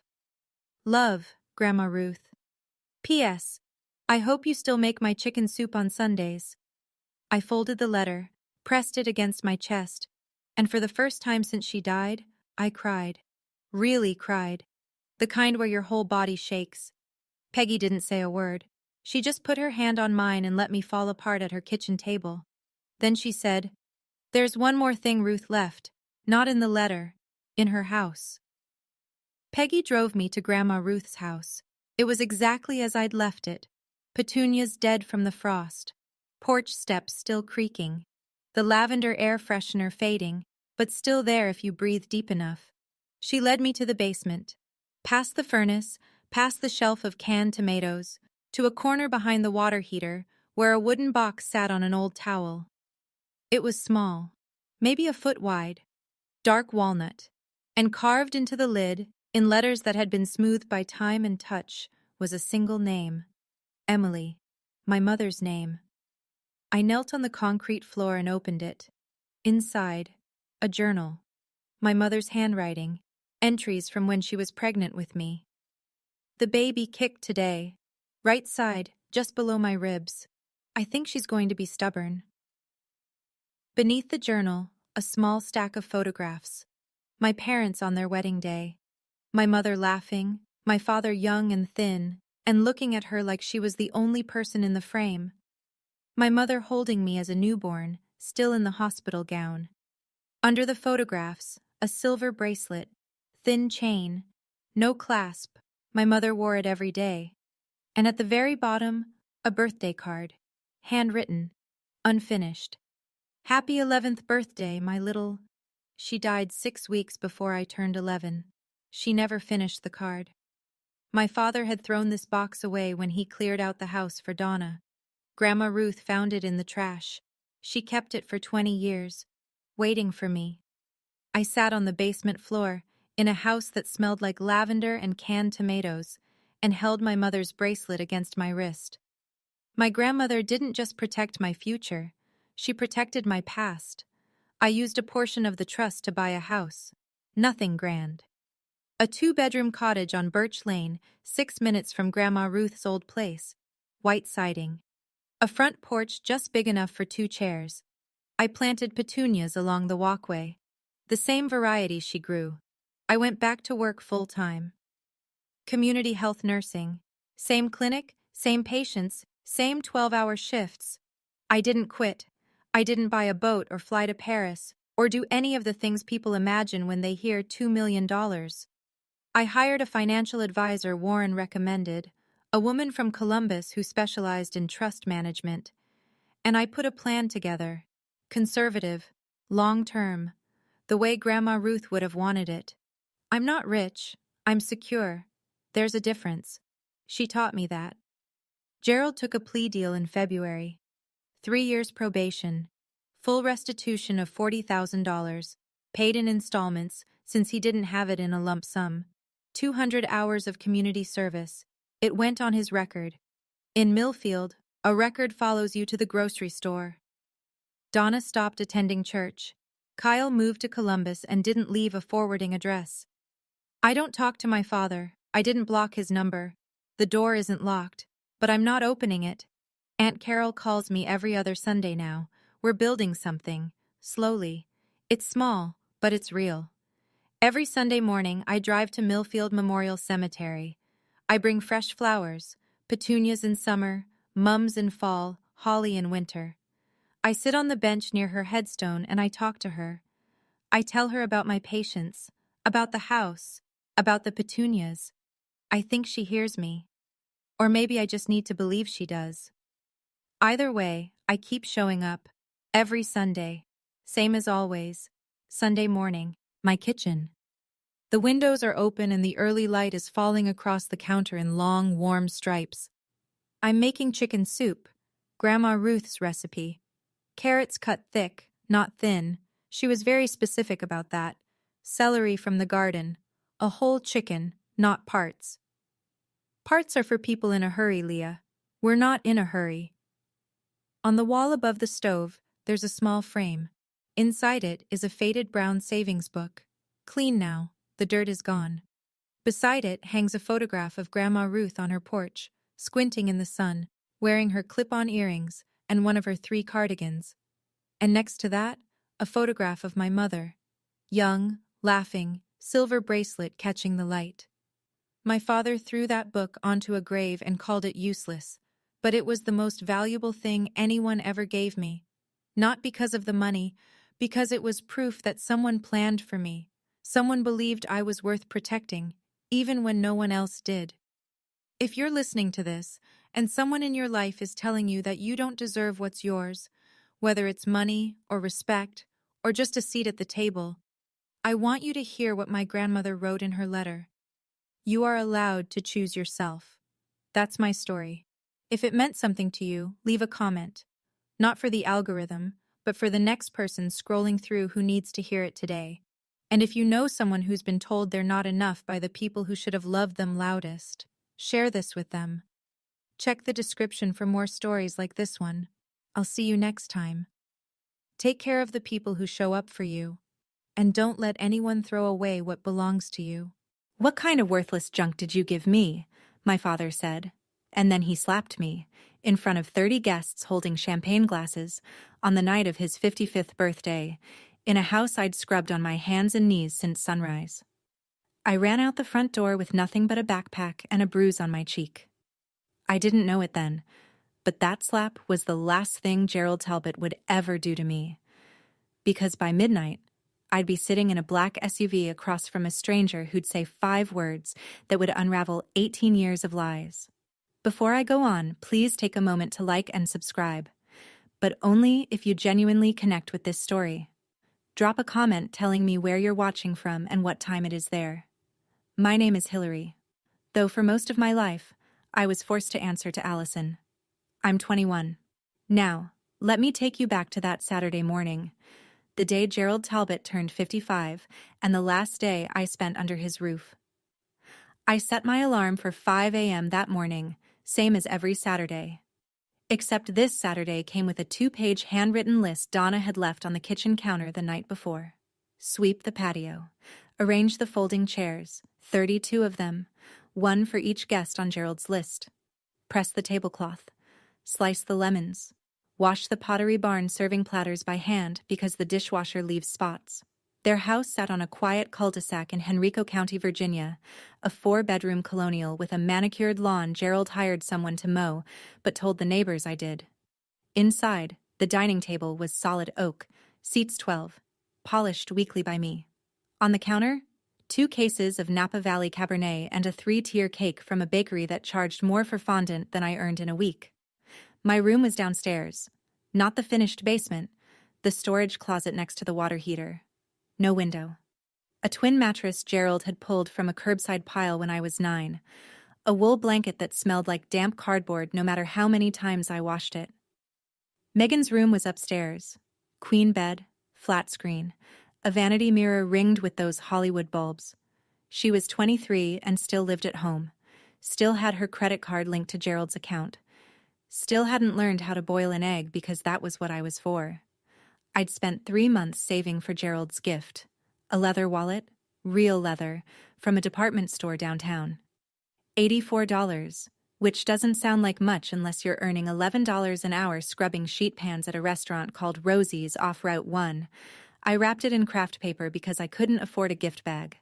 I didn't know, standing there in that kitchen at 5 in the morning with flour on my hands, that the wallet would be the last thing I ever gave that man. Gerald came downstairs at 10. Polo shirt. Ralph Lauren, the one with the big pony logo. Powder blue. Khakis creased like knife edges, cologne so thick it reached me before he did. He walked the patio like a general inspecting his troops, moved one balloon cluster 6 inches to the left, stared at the lemon slices I'd arranged on the water pitcher and said, without looking at me, "They're uneven. Do them again." Donna appeared at noon. Hair blown out, pearl studs, a linen dress from Ann Taylor she'd ordered online and made me steam. She inspected the kitchen, ran a finger along the countertop, and whispered something to Gerald I wasn't supposed to hear but did. "She only got you something cheap. Just brace yourself." Megan showed up last, because of course she did. New dress, new highlights, new heels clicking across the floor I'd waxed at 6 a.m. She handed Gerald an Apple Watch, the Series 9, stainless steel, the one that retails for $700. She'd charged it to the supplementary credit card Gerald gave her for emergencies. Gerald opened it, beamed, and kissed her forehead. "This is my girl," he told the first guests walking through the door. He had his arm around Megan. "She always knows what her old man likes." He didn't look at me. He never did when other people were watching. I was the girl who carried trays, refilled glasses, wiped condensation rings off the coffee table before they could set. When one of the guests, a woman from Gerald's office, asked Donna, "Shouldn't Allison sit down and eat with us?" Donna smiled the way she always smiled, warm as a closed door, and said, "Oh, she likes to help. It's her way of showing gratitude. You know how it is with adopted ones." I kept carrying trays. It happened during the gift opening. Gerald sat at the head of the table like it was a throne. 30 guests arranged around him. Neighbors, church friends, a few co-workers from the insurance agency he managed. Champagne flutes catching the patio string lights. Megan perched on the armrest of his chair, filming on her iPhone. Donna stood behind him, one hand on his shoulder, radiating the image of a woman who had everything figured out. I came forward with the craft paper package. I'd written on the front in my neatest handwriting, "Happy birthday." "Allison." Gerald took it, weighed it in his hand. I remember thinking he might actually smile. He smiled sometimes, when no one could accuse him of going soft. But then he tore the paper, pulled out the wallet, flipped it open, flipped it closed, and held it up like evidence at trial. "What kind of worthless junk did you give me?" His voice cut through the chatter. Conversation stopped. Forks paused midair. Someone set down a glass too carefully. I started to explain. "I saved up for 3 months." "3 months? And this is all you got?" He stood. The chair scraped the flagstone. "Even the dog gets better treats." And then he hit me. Open palm, right across the left side of my face. The sound was sharp and flat, the kind that doesn't echo because it doesn't need to. My head snapped sideways. A champagne flute fell off the table and shattered on the patio floor, and for a second that was the only sound in the world. No one moved. Donna looked down at her plate. A man from Gerald's office studied his napkin. Megan bit her lip and kept filming. One person stood. Ruth Kessler, the next-door neighbor, 70 years old and 5 feet tall. "Gerald, that was uncalled for. Stay out of my family business." Ruth sat back down, but she didn't look away from me, and I have never forgotten that. I stood there with the taste of copper on my tongue and a wallet on the ground between us, and I thought, that slap will be the best evidence the lawyers need. I didn't understand that thought yet. I wouldn't understand it for hours, but something inside me had already started counting. I didn't go back to the party. I went to the storage closet, pulled the Jansport backpack off the nail on the wall. Faded navy, fraying at the zipper, the only thing that had followed me from high school, and packed what I could. 2 shirts, 1 pair of jeans without holes, a toothbrush, a phone charger. The envelope I'd found in the bottom of a box Gerald threw out last spring, the one with a state logo I didn't understand yet, and from inside a shoebox under my mattress, $340 in cash, mostly ones and fives, tip money from Rosie's that I'd hidden because Gerald checked my bank account, $340, a backpack, a bruise already blooming purple on my cheekbone. That was everything I owned in this world. I walked through the living room on my way out. The party had resumed. Gerald was laughing at something someone said, champagne in hand, the wallet nowhere in sight. Megan was showing guests something on her phone, probably the video. Donna stood at the window and watched me cross the front yard. She reached for the curtain and pulled it shut. Nobody called my name. Outside, the October air hit my face and the sting on my cheek flared like a second slap. Henrico County at 9 p.m. is dark. Not city dark, where there's always a bodega lit up on the next corner, but suburb dark, where the streetlights are spaced far apart and the silence between houses feels deliberate. I walked along Patterson Avenue. No destination, just a way. Behind me, the music from the party got softer and softer until it was just bass notes and then nothing at all. I'd made it maybe 2 miles when headlights slowed behind me. A black Cadillac Escalade, clean tinted windows, Virginia plates. It rolled to a stop 10 feet ahead. The rear door opened. And I should have run. Every instinct said run. But I was already so tired of running from things, I thought. Maybe just this once, I'd see what was running toward me. A man stepped out first. Mid-50s, tall, lean, wearing a charcoal peacoat I'd later learn was Brooks Brothers. Not flashy, just the kind of coat that fits like someone measured you for it. His hair was dark brown threaded with silver.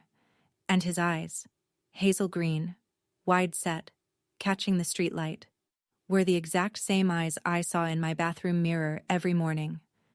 Behind him, a woman. Shorter, red-haired, sharp-featured, carrying a leather portfolio like she'd just left a courtroom. She kept her distance, professional, watchful. The man's hands were trembling. I could see that even in the dark. "I'm sorry to frighten you," he said. His voice cracked on the second word. "My name is Richard Whitford, and I believe I am your biological father." I took a step back. My shoulders hit a mailbox post. That's not possible. My biological parents didn't want me, that's what I was told.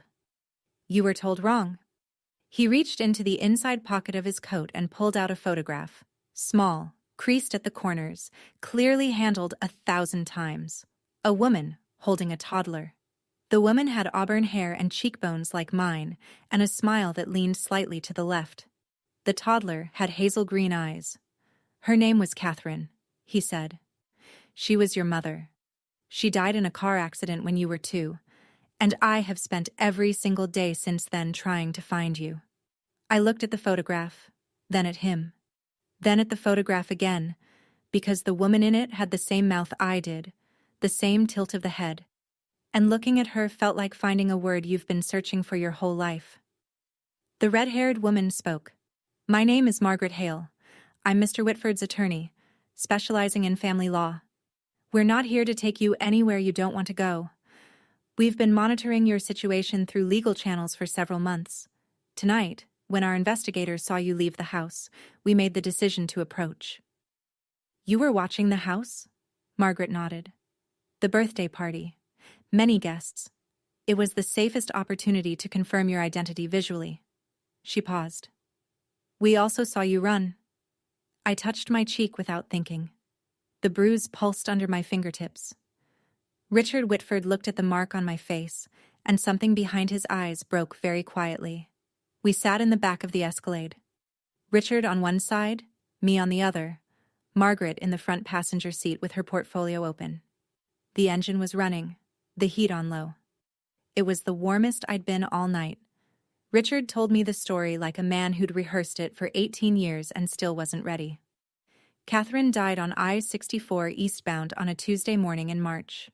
A delivery truck crossed the median. She was killed instantly. Richard was in the passenger seat. Shattered pelvis, collapsed lung, 4 months in the hospital. Hillary, me, was at home with a neighbor. While I was in the ICU, he said, Child Protective Services placed you in emergency foster care. Standard procedure when there's no available parent. I understood that. What I didn't understand was why, when I got out of the hospital and filed to bring you home, they told me I couldn't. A social worker named Leonard Grubb handled the case. Grubb told the family court that Richard had signed a voluntary relinquishment of parental rights, a legal document surrendering custody permanently. Grubb presented the court with a signed form. The judge approved the adoption. I never signed anything, Richard said. I was on a ventilator. I couldn't hold a pen, let alone read a legal document, but the court had a piece of paper with my name on it, and that was enough. By the time Richard hired a lawyer and challenged the ruling, it was too late. The adoption had been finalized. The file was sealed. His daughter had a new name, a new family, a new life somewhere in Virginia that he wasn't allowed to know about. So I hired investigators, he said. Year after year. It doesn't matter what I spent. I would have spent everything. His voice didn't waver when he talked about the money. It wavered when he said the word, everything. Leonard Grubb, I said. How much did they pay him? Richard looked at Margaret. Margaret closed her portfolio and said, That's what we intend to prove in court. The SUV was still parked on Patterson Avenue, hazard lights blinking amber against the dark. I sat with my backpack on my lap, clutching the straps like a kid on the first day of school, and I told them about the envelope. Last spring, Gerald had decided Megan needed a yoga studio in the house. That meant clearing the storage closet, my room, and moving my things to an even smaller corner by the furnace. He threw most of my belongings into a garbage bag and tossed it by the curb. I went through the bag before the trash truck came, because that's what you learn to do when nothing you own is safe. You check, and you save what you can. At the bottom of a water-damaged cardboard box, underneath old report cards and a Ziploc bag of baby clothes, I found a manila envelope. Official-looking. The return address had a seal and the words, Virginia Department of Social Services. Inside was a single document, partially redacted, with the heading, Title IV, E-Adoption Assistance, Monthly Disbursement Summary. And across the top, typed in plain government font, Allison G. Talbot. I didn't know what Title IV-E was. I didn't know what a disbursement summary meant. But I knew my name was on a government document that Gerald had never shown me, so I folded it up and put it in my backpack. I'd been carrying it for 6 months without understanding why. I pulled it out now and handed it to Margaret. She unfolded it under the dome light, and I watched her expression change. Not dramatically, but the way a poker player's face changes when the final card flips. This is the adoption subsidy record, she said. The state of Virginia has been paying Gerald and Donna Talbot approximately $810 per month for your care and maintenance for 18 years. She looked at me. That's roughly $175,000. How much of it did you ever see? I thought of the mattress from the curb, the blanket that smelled like cardboard, the closet with no window. None, I said. Richard turned his face toward the window, and in the reflection of the glass I could see him pressing his jaw shut so hard the muscle jumped. All those years, I said, half to myself, he called me a burden. But I wasn't a burden. I was a paycheck. Margaret drove us to a Hilton off Broad Street. Not the Talbot house, not a shelter. Just somewhere clean and quiet and safe. Richard checked us in under his name. Separate rooms, adjoining door, and the first thing I did was stand in the middle of mine and not know what to do. The bed had white sheets that smelled like detergent instead of mildew. There was a window. I opened the curtains and just looked out at the parking lot lights for a long time, because looking out a window from my own room was something I hadn't done in years. While I stood there, the memories came in layers, the way water rises, steady and cold. I started cooking the family meals when I was 10. Gerald said it was to teach me responsibility. By 12, I was doing all the laundry, all the dishes, all the grocery shopping on foot because Gerald wouldn't drive me. Megan got a Toyota Camry for her 16th birthday. I got a bus pass that expired after 1 month because nobody renewed it, so I walked an hour and a half to Rosie's for my shifts. Gerald never let me keep my own documents. No birth certificate, no social security card, no state ID. When I asked for a driver's license at 17, he said, "What for? You don't have anywhere to go." At the time, I thought he was right. Now I understood he'd designed it that way. I kept thinking, why did Gerald keep me all those years if he despised me? Why not just send me back into the system? If I was so worthless, why hold on? Now I had the answer. $810 a month. That's why. Have you ever met someone who hated you but refused to let you leave? Someone who made you feel like garbage but held on to you like you were gold? If you have, tell me in the comments. Because I think you already know what that math looks like. Donna's voice echoed in my head the way it always did, sweet and sharp as lemon juice on a cut. Gratitude, Allison. That's all we've ever asked for. Is that really so hard? No, Donna. What was hard was realizing I'd been grateful to people who were stealing from me. Let me go back 2 weeks. Before the party. Before the slap. Before any of this. Because the truth is, Gerald had already shown me who he was. I just didn't have the vocabulary for it yet. It was a Tuesday evening. Gerald called me into his home office, the room no one entered without permission. Mahogany desk, leather wingback chair, a shelf of hardcover books he'd never read, arranged by color. He was sitting behind the desk like a judge, a manila folder open in front of him. "Sit down," he said. "Not have a seat. Sit down." He pushed a document across the desk. 10, maybe 12 pages, dense print, a blue signature tab sticking out from the bottom. "This is a voluntary agreement," he said. "It states that you choose to remain under my guardianship because you are not financially or emotionally prepared to live independently. Sign it." I picked it up. Most of the language was impenetrable, whereas the dependent acknowledges that independent living presents undue financial and psychological risk. But one clause on page 4 I understood perfectly. The agreement authorized Gerald to continue managing all state and federal benefits associated with the dependent's care. He wanted me to sign over my own subsidy. Again, this time voluntarily, with my adult signature, so he could keep collecting even after I aged out of the system. "Why do I need to sign this?" I asked. Gerald's expression didn't change. "Because without this family, you're on the street. You don't have a degree. You don't have savings. You don't even have an ID. So you're going to sign this, and you're going to sign it before my birthday. Consider it your gift to me." I didn't sign. I asked for more time. Gerald said nothing, just closed the folder and placed it back in the desk drawer. Slowly, the way you put a loaded gun in a safe. That's why he hit me at the party. It wasn't about the wallet.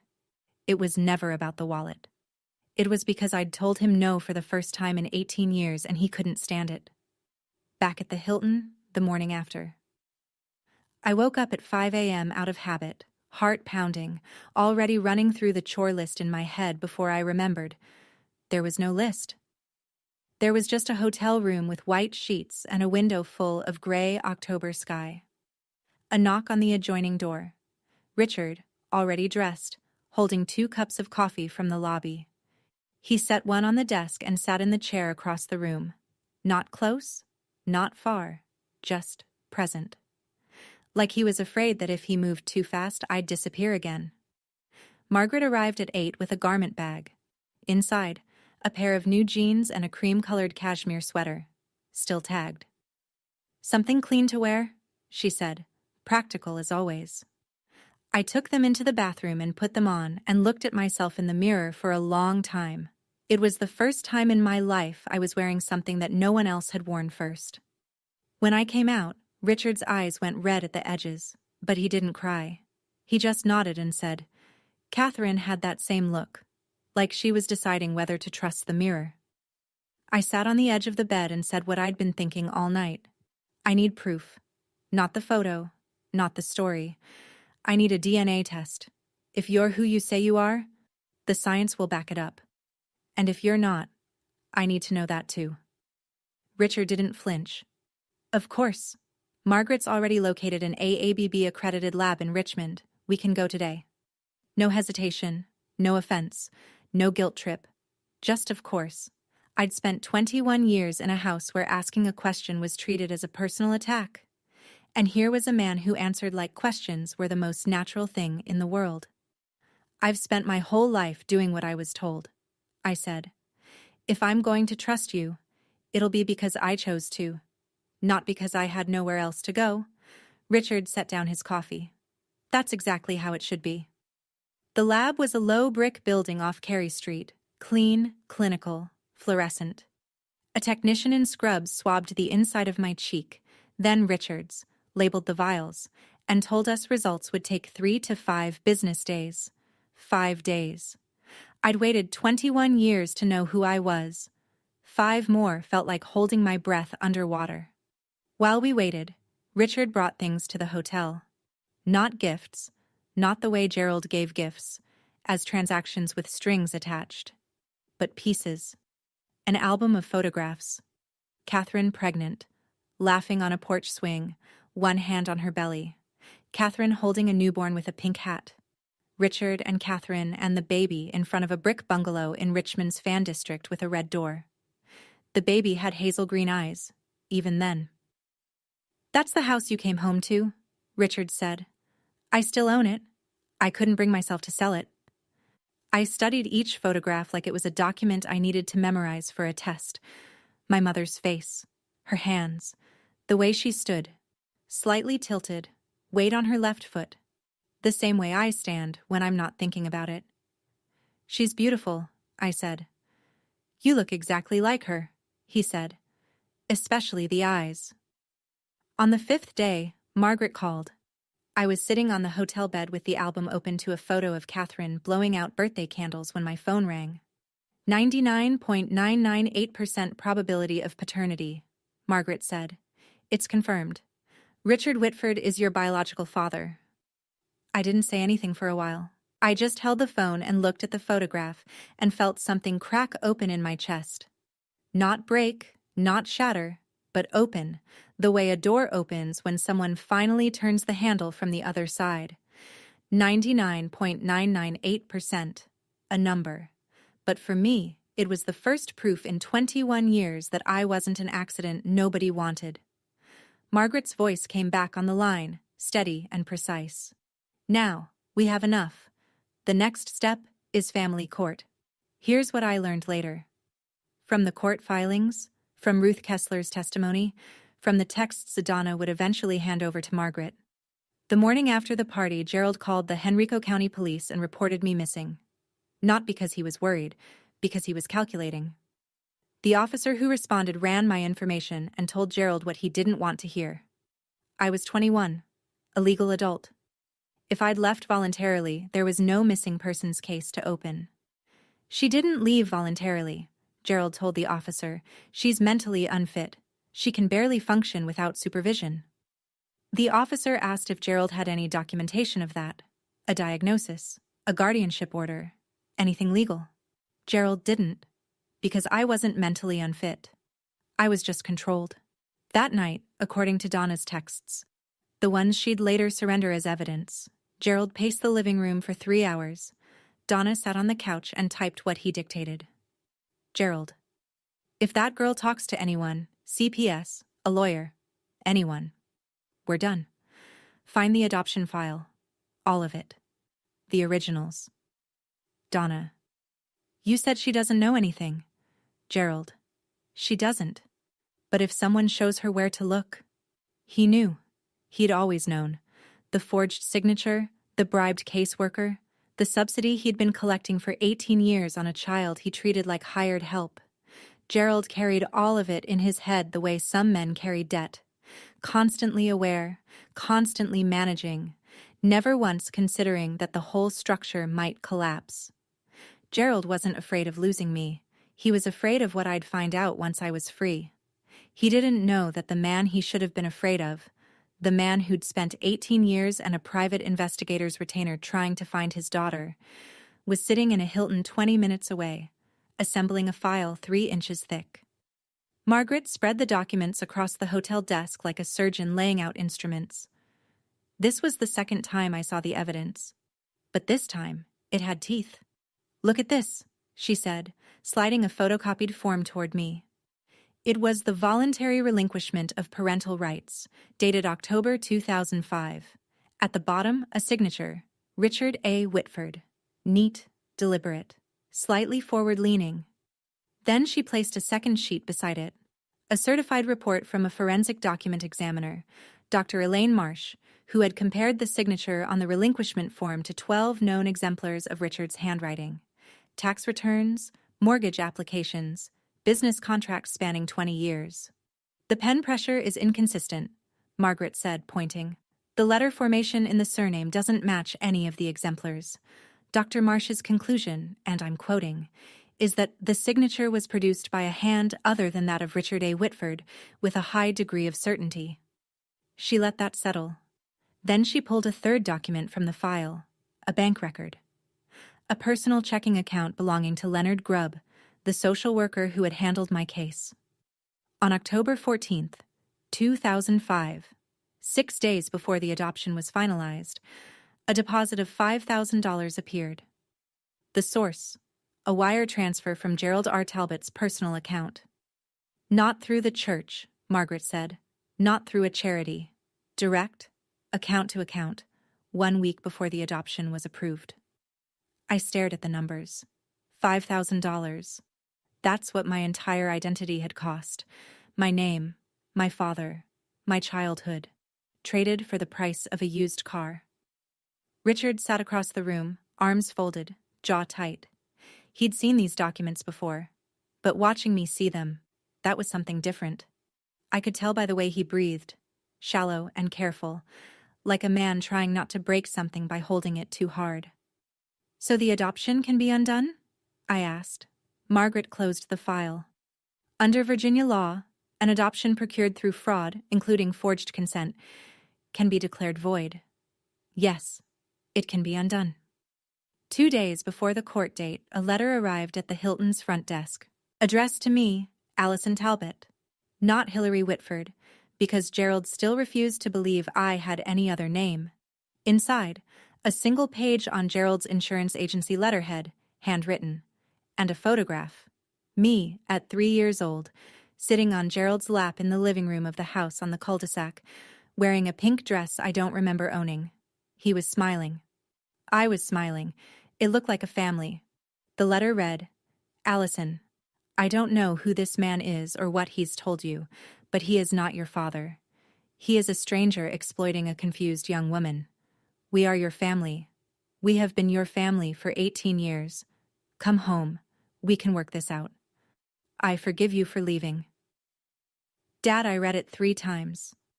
The word forgive hit me differently each time. First like a door opening, then like a lock clicking shut, then like a hand gripping my wrist. He forgave me. For leaving. After he hit me. I sat on the edge of the hotel bed and felt the room tilt. 18 years of conditioning doesn't shut off because a DNA test says 99.998%.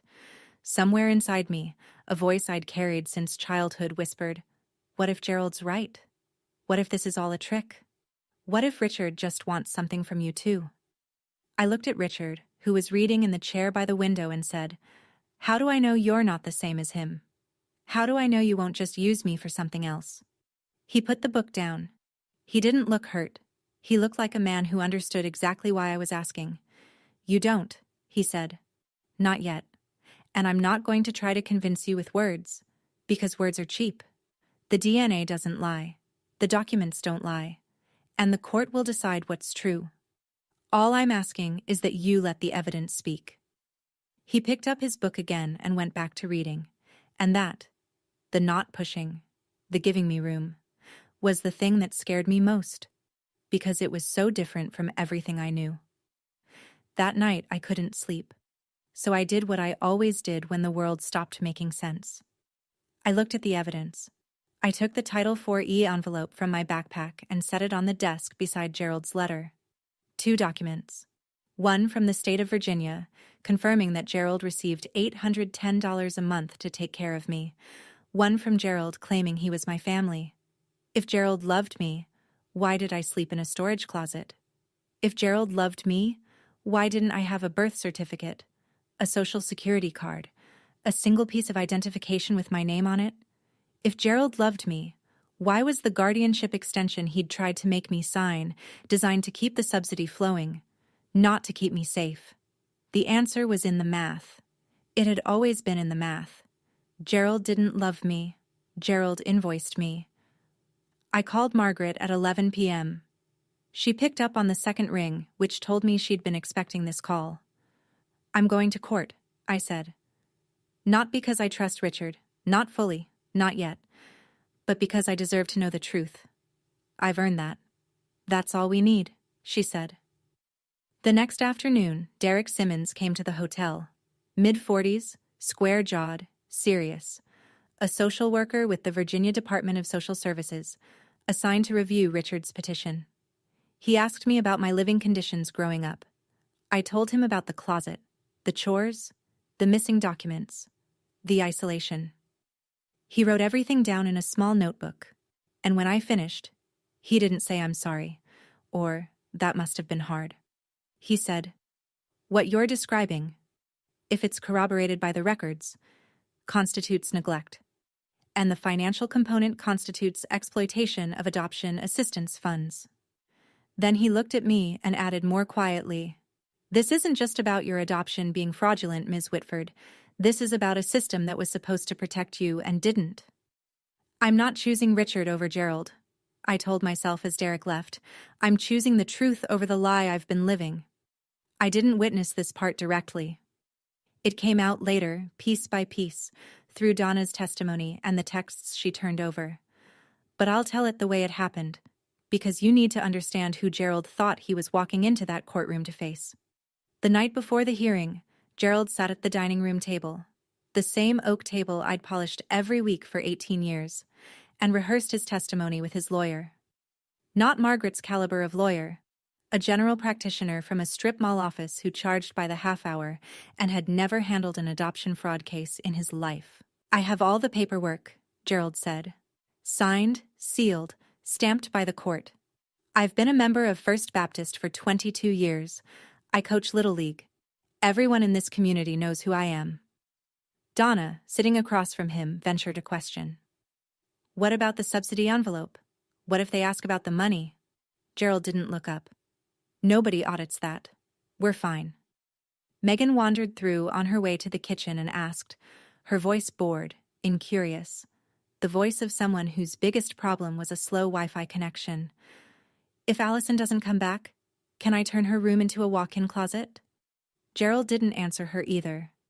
He was already drafting his opening statement in his head, the one where he'd stand before a judge and explain what a generous, God-fearing man he was for taking in a child nobody else wanted. He didn't know that the judge would be looking at a 3-inch file of forged signatures, bribery records, and a forensic examiner's report.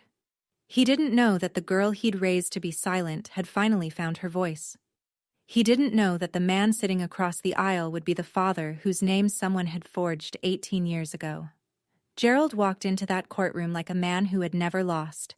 He was about to learn what losing looked like. The morning of the hearing, Margaret turned the hotel conference room into a war room. She'd reserved a table for 6 and covered it with 5 stacks of documents, each flagged with colored tabs.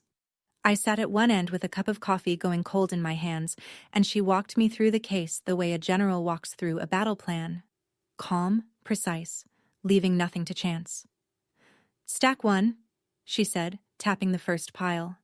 "DNA results.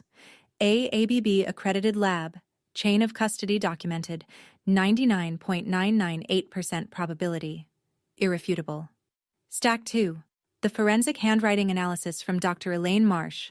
The signature on the relinquishment form is not Richard's. Her report is 46 pages, but the conclusion is 1 sentence. Stack 3. Financial records obtained through our petition to the Virginia Department of Social Services. Gerald and Donna Talbot received $810 per month in Title IV adoption assistance for approximately 216 months.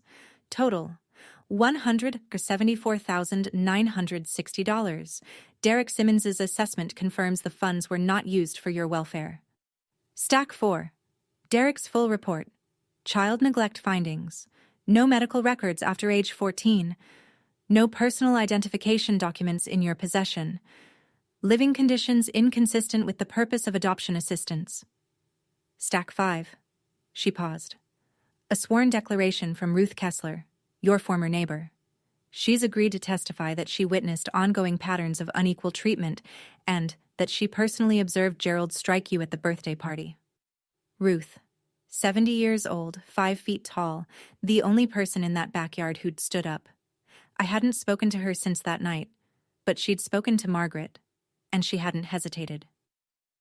Do I have to say anything in court? I asked. Margaret looked at me. Only if you want to. The paperwork speaks for itself. Richard, sitting at the far end of the table, hadn't said a word through the entire briefing. Now he spoke, just once. Whatever happens in there, you already won. You're free. I looked at the 5 stacks on the table. A lifetime of lies, dismantled into tabbed folders, and I thought, no, I haven't won yet. But I'm about to. Richard took me to Banana Republic that afternoon. Not because the clothes mattered, but because, he said, you should walk into that room looking exactly like who you are, someone who deserves to be heard. I tried on a navy blazer, a white silk blouse, charcoal slacks, stood in front of the fitting room mirror and stared at the person looking back.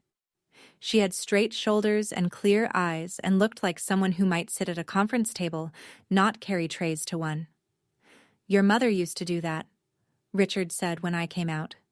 He was leaning against the wall outside the fitting rooms, hands in his coat pockets. Stand in front of the mirror for a long time, then she'd smile at herself. Just a little, like she'd settled something. I hadn't smiled, but I understood what he meant. Something was settling. On the drive back, Richard pointed to a brick bungalow on a tree-lined street in the Fan District. Red front door, white shutters, a porch swing hanging still in the October air. That's the house, he said, the one in the photos. I looked at it through the window. The house I'd been born into, the house I'd been taken from, and I didn't feel the ache I expected. I felt something quieter, a kind of recognition that sits in the body instead of the mind. That night, the night before the hearing, I sat on the hotel bed and wrote in a notebook I'd bought at the CVS across the street. Not a speech, not a plan, just a line, for myself. No matter what happens tomorrow, I will never go back to that storage room. I will never answer to a name that isn't mine. I will never again be grateful for being used. I slept 4 hours. I dreamed of a red front door opening. Richmond Family Court, a Tuesday morning in late October. The building was old federal brick, columned entrance, hallway floors that echoed every footstep like the building wanted you to know who was coming. I arrived at 8:30 with Richard on my left and Margaret on my right, Derek Simmons a few steps behind carrying a banker's box of records. Navy blazer, white blouse, hair pulled back in a low knot. No jewelry, I didn't own any, but my hands were steady and my back was straight. Gerald arrived at 8:40. Gray suit, burgundy tie, Donna on his arm in her Ann Taylor dress, Megan trailing behind in something too casual for court. His lawyer carried a single file folder. Gerald carried his chin at the angle of a man who believed this was a formality. Then he saw us. His eyes went to me first, registered the blazer, the posture, the absence of the girl who used to stare at the floor. Then they moved to Richard. Then to Margaret. Then to the banker's box Derek was setting on the plaintiff's table. Gerald's face didn't crumble. It recalibrated. I'd seen that look before. The rapid mental arithmetic of a man who controls every variable suddenly realizing there's one he missed. Donna's hand tightened on his arm. Megan pulled out her phone, then thought better of it and put it away. Gerald and I made eye contact across the hallway. For the first time in my life, I didn't look down. The clerk opened the courtroom doors and called the case. In the matter of the adoption of the minor formerly known as Hilary Whitford, now styled Allison Grace Talbot. We walked in, both sides, the same door, different worlds. Margaret stood the way I imagined a scalpel would stand if it could. Upright, precise, reflecting light. She addressed the judge, the Honorable Patricia Dwyer, without notes. Your Honor, we are here today to present evidence that the adoption of Hilary Whitford, known for the past 18 years as Allison Grace Talbot, was obtained through fraud. Specifically, the forging of a biological parent's consent to relinquish parental rights, facilitated by a financial payment to the case-assigned social worker. She presented the DNA results first, the lab technician's sworn affidavit, the chain of custody, the number, 99.998%. Judge Dwyer examined the report, adjusted her reading glasses, and set it aside with a small nod. Then Margaret introduced the forensic handwriting analysis, Dr. Elaine Marsh's 46-page report, condensed to its final paragraph. It is my professional opinion, to a reasonable degree of scientific certainty, that the signature on the voluntary relinquishment of parental rights dated October 2005 was not produced by Richard A. Whitford. Gerald's lawyer stood. Your Honor, my client has a legally executed adoption decree, approved by this court system nearly 2 decades ago. The petitioner is attempting to relitigate a settled matter based on a hired expert's opinion. Margaret didn't turn around. Your Honor, a decree built on a forged signature is not settled. It is concealed. We are here to unconceal it. I heard Ruth Kessler shift in the gallery behind me. A man I didn't recognize. Later I'd learn he was a courthouse reporter for the Richmond Times-Dispatch, wrote something in a narrow notebook. 2 women from Gerald's church sat in the second row, their faces tight with the particular discomfort of people watching a reputation disassemble in real time. Judge Dwyer looked at Gerald's lawyer over her glasses. The court will hear the petitioner's full presentation. Continue, Ms. Hale. Margaret moved to the financial records, and this was where the air in the courtroom changed. She projected the Title IV-E disbursement summary onto the courtroom screen, the same document I'd pulled from a garbage bag 6 months ago. Month by month, year by year, a column of numbers running down the page like a ledger of my childhood. Mr. Talbot, Margaret said, the judge had permitted direct questioning. The state of Virginia paid your household $810 per month in adoption assistance for the care of the child placed with you. Over approximately 18 years, that totals $174,960. Can you tell the court how those funds were allocated toward the child's welfare? Gerald straightened in his chair. Everything went to the girl. We fed her, clothed her, kept a roof over her head. 18 years of that isn't cheap.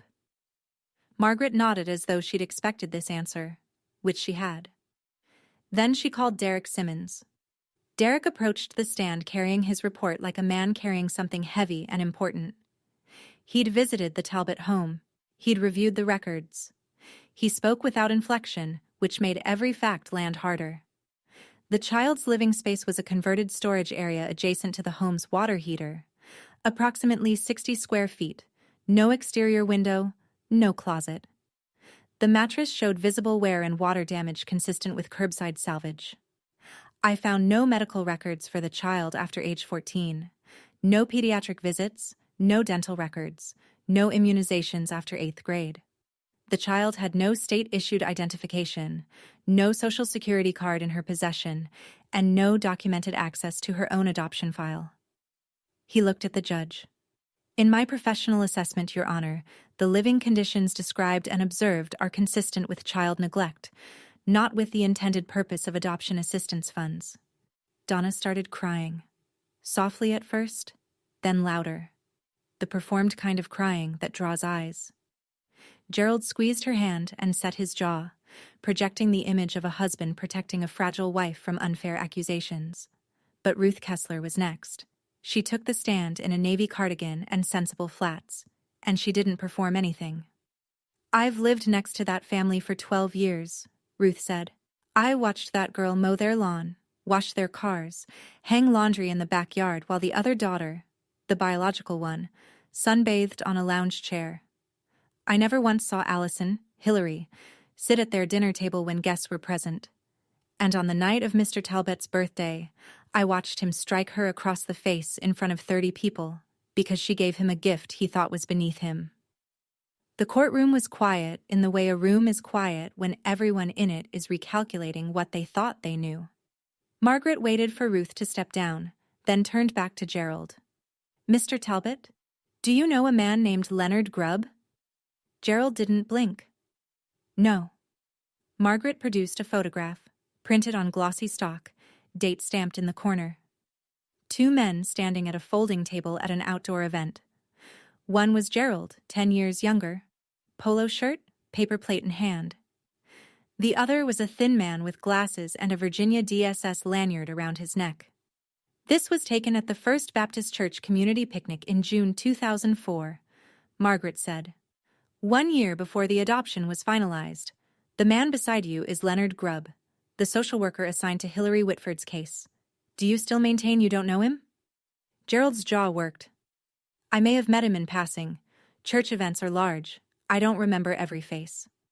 You remember well enough to send him $5,000. Margaret placed the bank statement on the projector. Gerald's personal checking account. October 14th, 2005. Wire transfer. Recipient. Leonard M. Grubb. Can you explain this payment? That was a donation.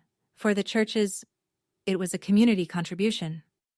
Routed from your personal account directly to Mr. Grubb's personal account? Not the church's account? Gerald turned to his lawyer, who was studying the table surface with the intensity of a man hoping to find an exit there. No objection came. I gave that girl everything. Gerald's voice cracked upward, sharp as a slap. He was standing now, one hand flat on the table. 18 years, a home, food, and this is the thanks I get? Some con man shows up and suddenly I'm the villain? Mr. Talbot. Judge Dwyer's voice was low and final. Sit down, now. He sat. But the room had already heard it, the mask cracking, the entitlement spilling through. In the gallery, the church women stared at their laps. The courthouse reporter's pen moved faster.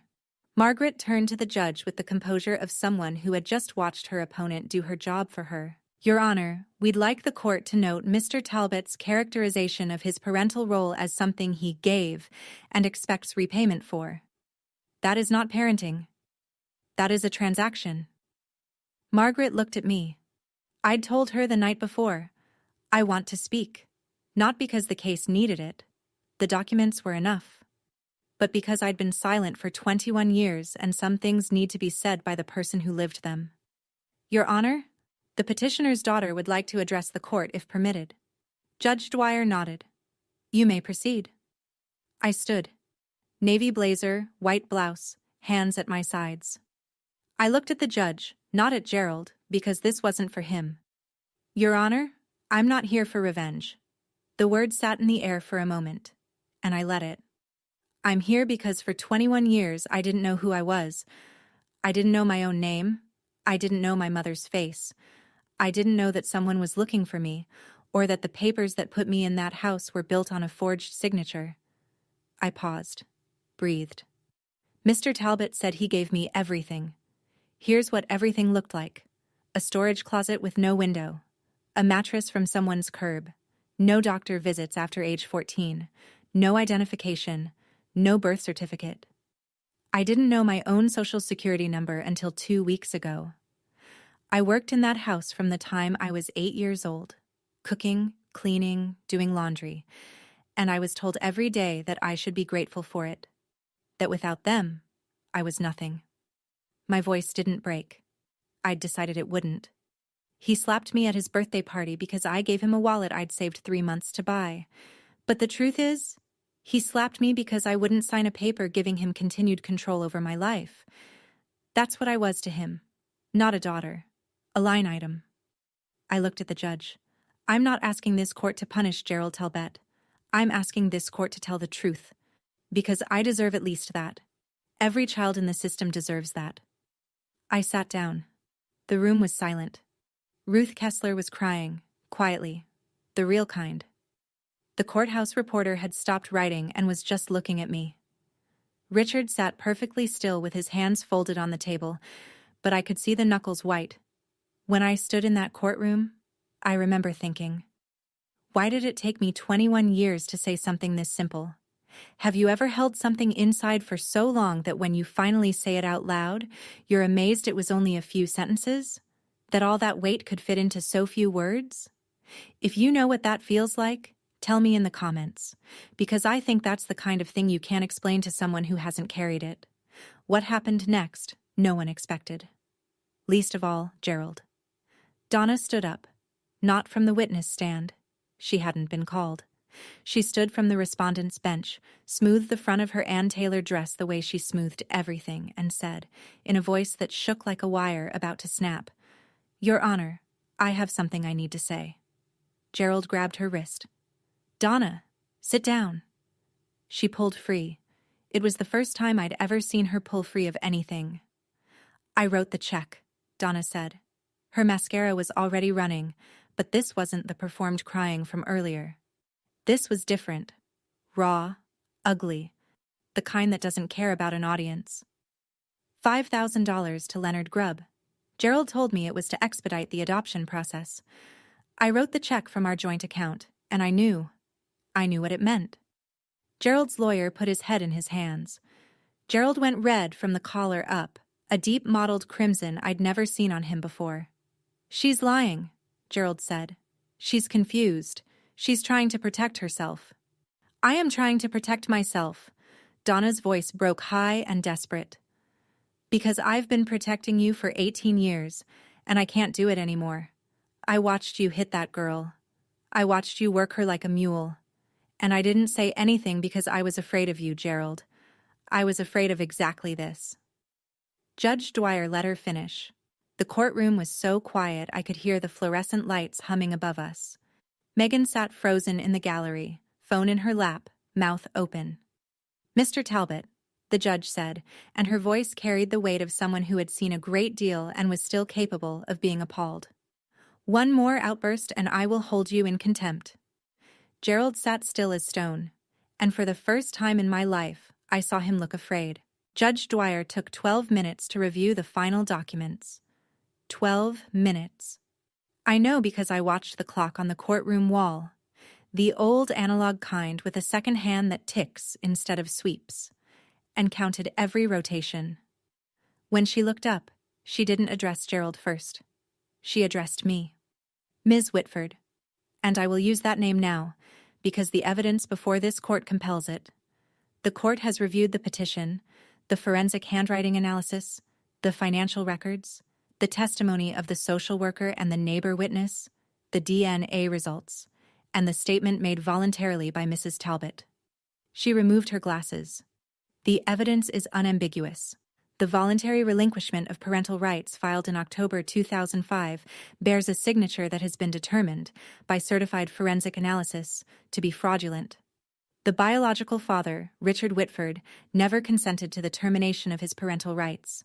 The adoption that followed was therefore built on a foundation of forgery and, based on the financial evidence presented, facilitated by a direct payment to the case-assigned social worker. She turned to Gerald. He was sitting rigidly upright, tie still knotted, hands flat on the table. A man holding the posture of authority, while the authority drained out of him. "It is the ruling of this court that the adoption of Hilary Whitford, styled as Allison Grace Talbot, is declared void ab initio. The adoption is annulled in its entirety." Gerald didn't move. Furthermore, the court orders Gerald and Donna Talbot to make full restitution of all Title IV adoption assistance funds received, totaling $174,960 to the Commonwealth of Virginia. Donna let out a sound that wasn't quite a word. "Finally, this court is referring the matter to the Henrico County District Attorney's Office for investigation of potential criminal charges, including but not limited to forgery in violation of Virginia Code Section 18.2-172, fraud in connection with public assistance, and child neglect under Section 18.2-371.1. The judge set down her papers. "The child's legal name is restored to Hilary Whitford, effective immediately, Court is adjourned. The gavel came down, and the sound of it, that single wooden knock, was the loudest thing I'd ever heard in my life. Louder than the slap. Louder than 18 years of silence. It sounded like a lock opening. In the gallery, Ruth Kessler pressed both hands to her mouth. The church women were already standing, gathering their purses, not making eye contact with each other. The courthouse reporter closed his notebook and looked at me with an expression I couldn't quite name. Something between respect and sadness. Gerald sat motionless.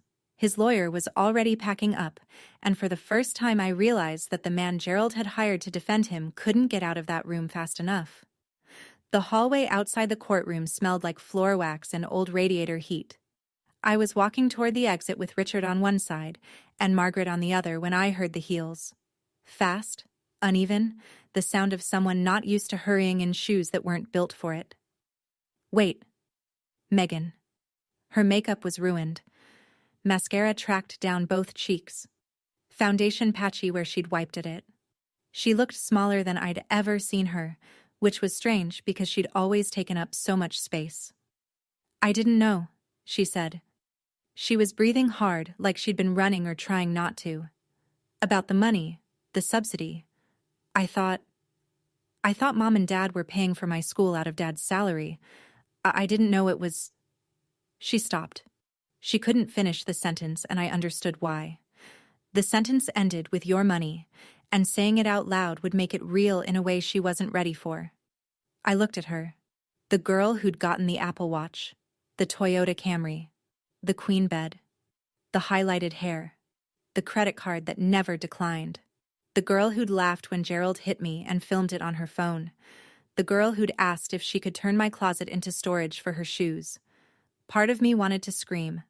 Part of me wanted to walk away without a word. But what I felt, standing there in a courthouse hallway with my legal name restored and my actual father beside me, wasn't rage. It was clarity. I hope you figure out who you are without his money, Megan, I said. I really do. But that's your journey, not mine. She nodded once, and I saw something pass across her face. Not guilt exactly, but the beginning of it. The hairline fracture before the break. Margaret touched my arm lightly. Richard was holding the door open. I walked toward them and didn't look back. Not because I was angry, but because for the first time I had somewhere to walk toward instead of just away from. Gerald was standing at the bottom of the courthouse steps. He looked diminished. Not physically. He was still a big man, still broad in the shoulders, but something structural had given way. His tie was loosened. His suit jacket was unbuttoned. Donna sat in their Buick at the curb, forehead against the steering wheel, engine running. I was halfway down the steps when he said it. The name he'd assigned me 21 years ago, the name a judge had just struck from the record. Allison. I stopped, turned. He looked at me the way he always had, like I was something he owned and couldn't quite figure out the value of. But now there was something else underneath it. Something that might have been fear if Gerald Talbot were the kind of man who admitted to being afraid.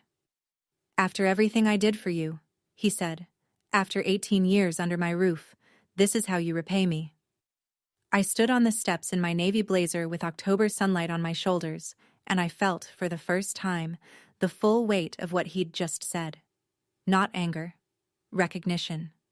Because even now, even with the judge's ruling still ringing in the air, even with a forensic report proving he'd forged a man's signature to steal that man's daughter, Gerald Talbot believed he was owed something. My name is Hillary, I said, and you didn't do anything for me. You did everything to me, and now it's over. I turned and walked down the remaining steps. Richard was waiting by the Escalade, door open. He didn't say anything. He didn't need to.